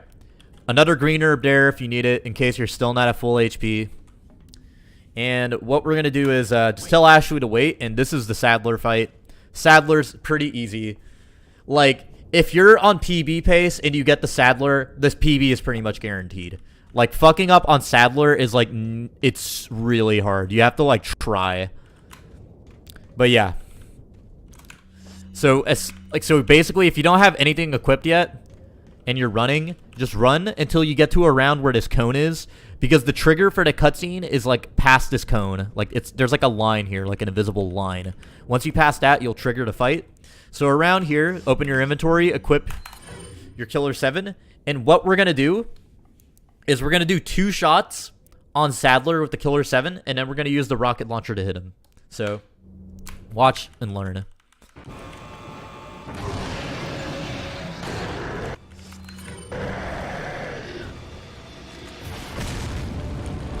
Skip the cutscene, and then run over to the rocket launcher that Ada drops.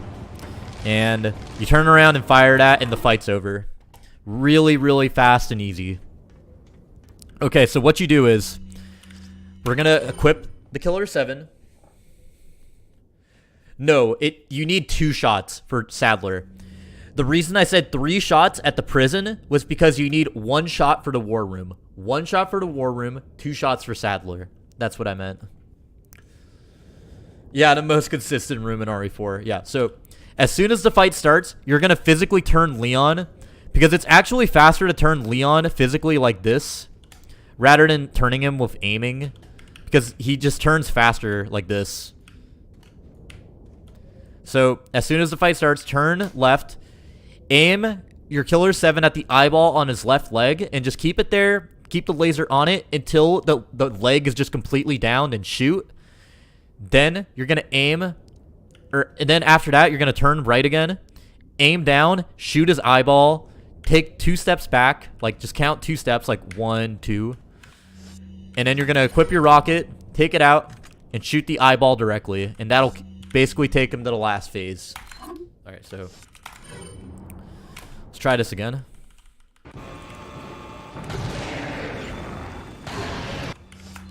One, 2.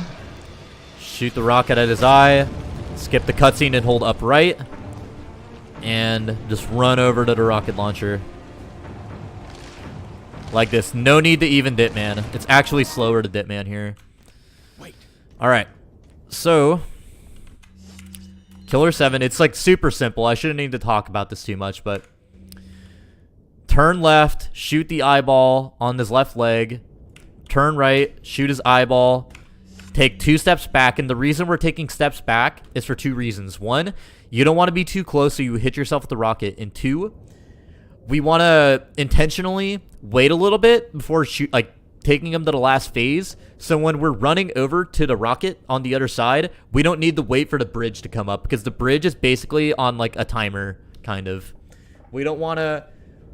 We kind of just want it to be up by the time we run to the rocket launcher. So take 2 steps back before firing the rocket, I would say, every time. So skip the cutscene. Eyeball here. Eyeball here. Rocket launcher. 1, 2. shoot the eyeball directly. You have to shoot the eyeball directly. That's probably the easiest part to fuck up of this fight, I would say, is just like, if you shoot outside the eyeball, it won't kill him, which is basically, you have to reset checkpoint, but yeah.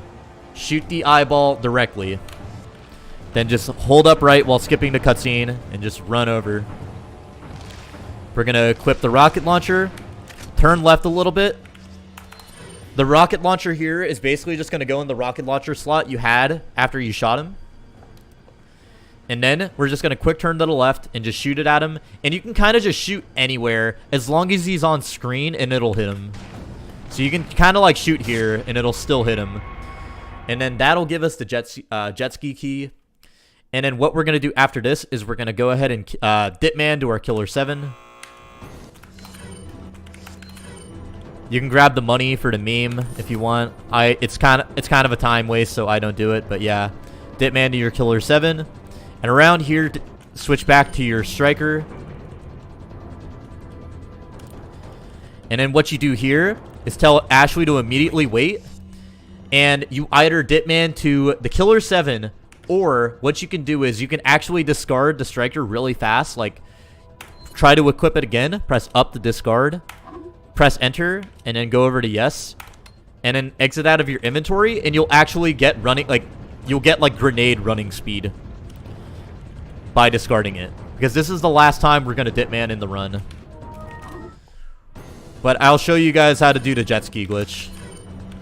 But yeah, Ditman to Killer 7 here,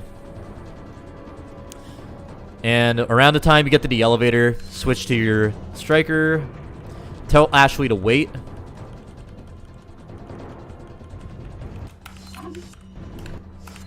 You can do the discard strat. You can also just switch to a Killer 7. And then, yeah, you just run to the end. Alright. The reason there's another checkpoint by the jet ski, which is why I'm not going all the way there yet. But yeah, just do whichever one you want. It's a bit faster to do the discard strat, but like not by much. But I'll go ahead and Ditman to the Killer 7 here as well. But yeah, tell Ashley to wait. And we're just going to run here, drop down. And then around the point that we get to the jet ski, like around here, you're going to go ahead and reset checkpoint, because we basically passed the next checkpoint, which is for the jet ski. So go ahead and reset that. And what we're going to do now is I'll show you guys how to do the jet ski glitch. The jet ski glitch, though, is more of a meme. It doesn't save any time. It's just something you do for fun. Like, normally, you just go up to the jet ski and use the jet ski keys, and you're out of there. But here's how you do the jet ski glitch. So you just try to do Ditman like normal near the jet ski. You don't even need to switch to anything else, as long as you're in mid-aim animation. And then use the jet ski keys. And boom, you did the glitch. Hang on, sweetheart. And the jet ski is pretty simple. Like, you should never, ever die here. Like, you go right. Like, I don't even need to explain this. The jet ski is, like, free. It's absolutely free. Just hit the ramps. Don't run into any doors, and you're good. Skip this cutscene. And, yeah, this is the speed run, pretty much. Like, this is it. This is the last part. This ramp. Then this ramp. You actually can do jet ski tricks, but they don't work on keyboard and mouse, which is pretty unfortunate. But you would just hold left and right trigger on a gamepad. And yeah, skip the last cutscene. And for IGT, the moment you hear the credit music playing is when the IGT splits. Not for LRT though. LRT splits as soon as you skip the last cutscene, which is the loader mover timer. And yeah. That's it. I don't think there's much more to talk about. This ended up being way longer than I thought it would be. This guide is over 10 hours long, dude. Like, way too long. Hey, Hunnigan, no glasses. Forget the glasses. What's the status of the mission? I've rescued the subject. We're returning home. You did it, Leon. Thanks. You know you're kind of cute without those glasses. Give me your number when I get back. May I remind you that you're still on duty? Story of my life. Okay.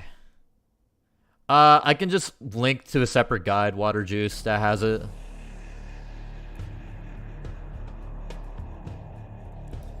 Well, yeah, I made separate videos on those two things, same Nomi. That's why I didn't think it was worth it, really. And yeah, that's it. So I hope everyone enjoys running RE4. It's fun. It's fun when you first start out, but it can get a bit frustrating later, but it's still worth it. It's a fun speed game. And yeah, that's the guide. Thanks for sticking around. If you watched the entire thing, you're an absolute trooper, man, because this ended up being way too long. But yeah. Yeah, I hope everyone enjoyed it. And that's the guide. All right.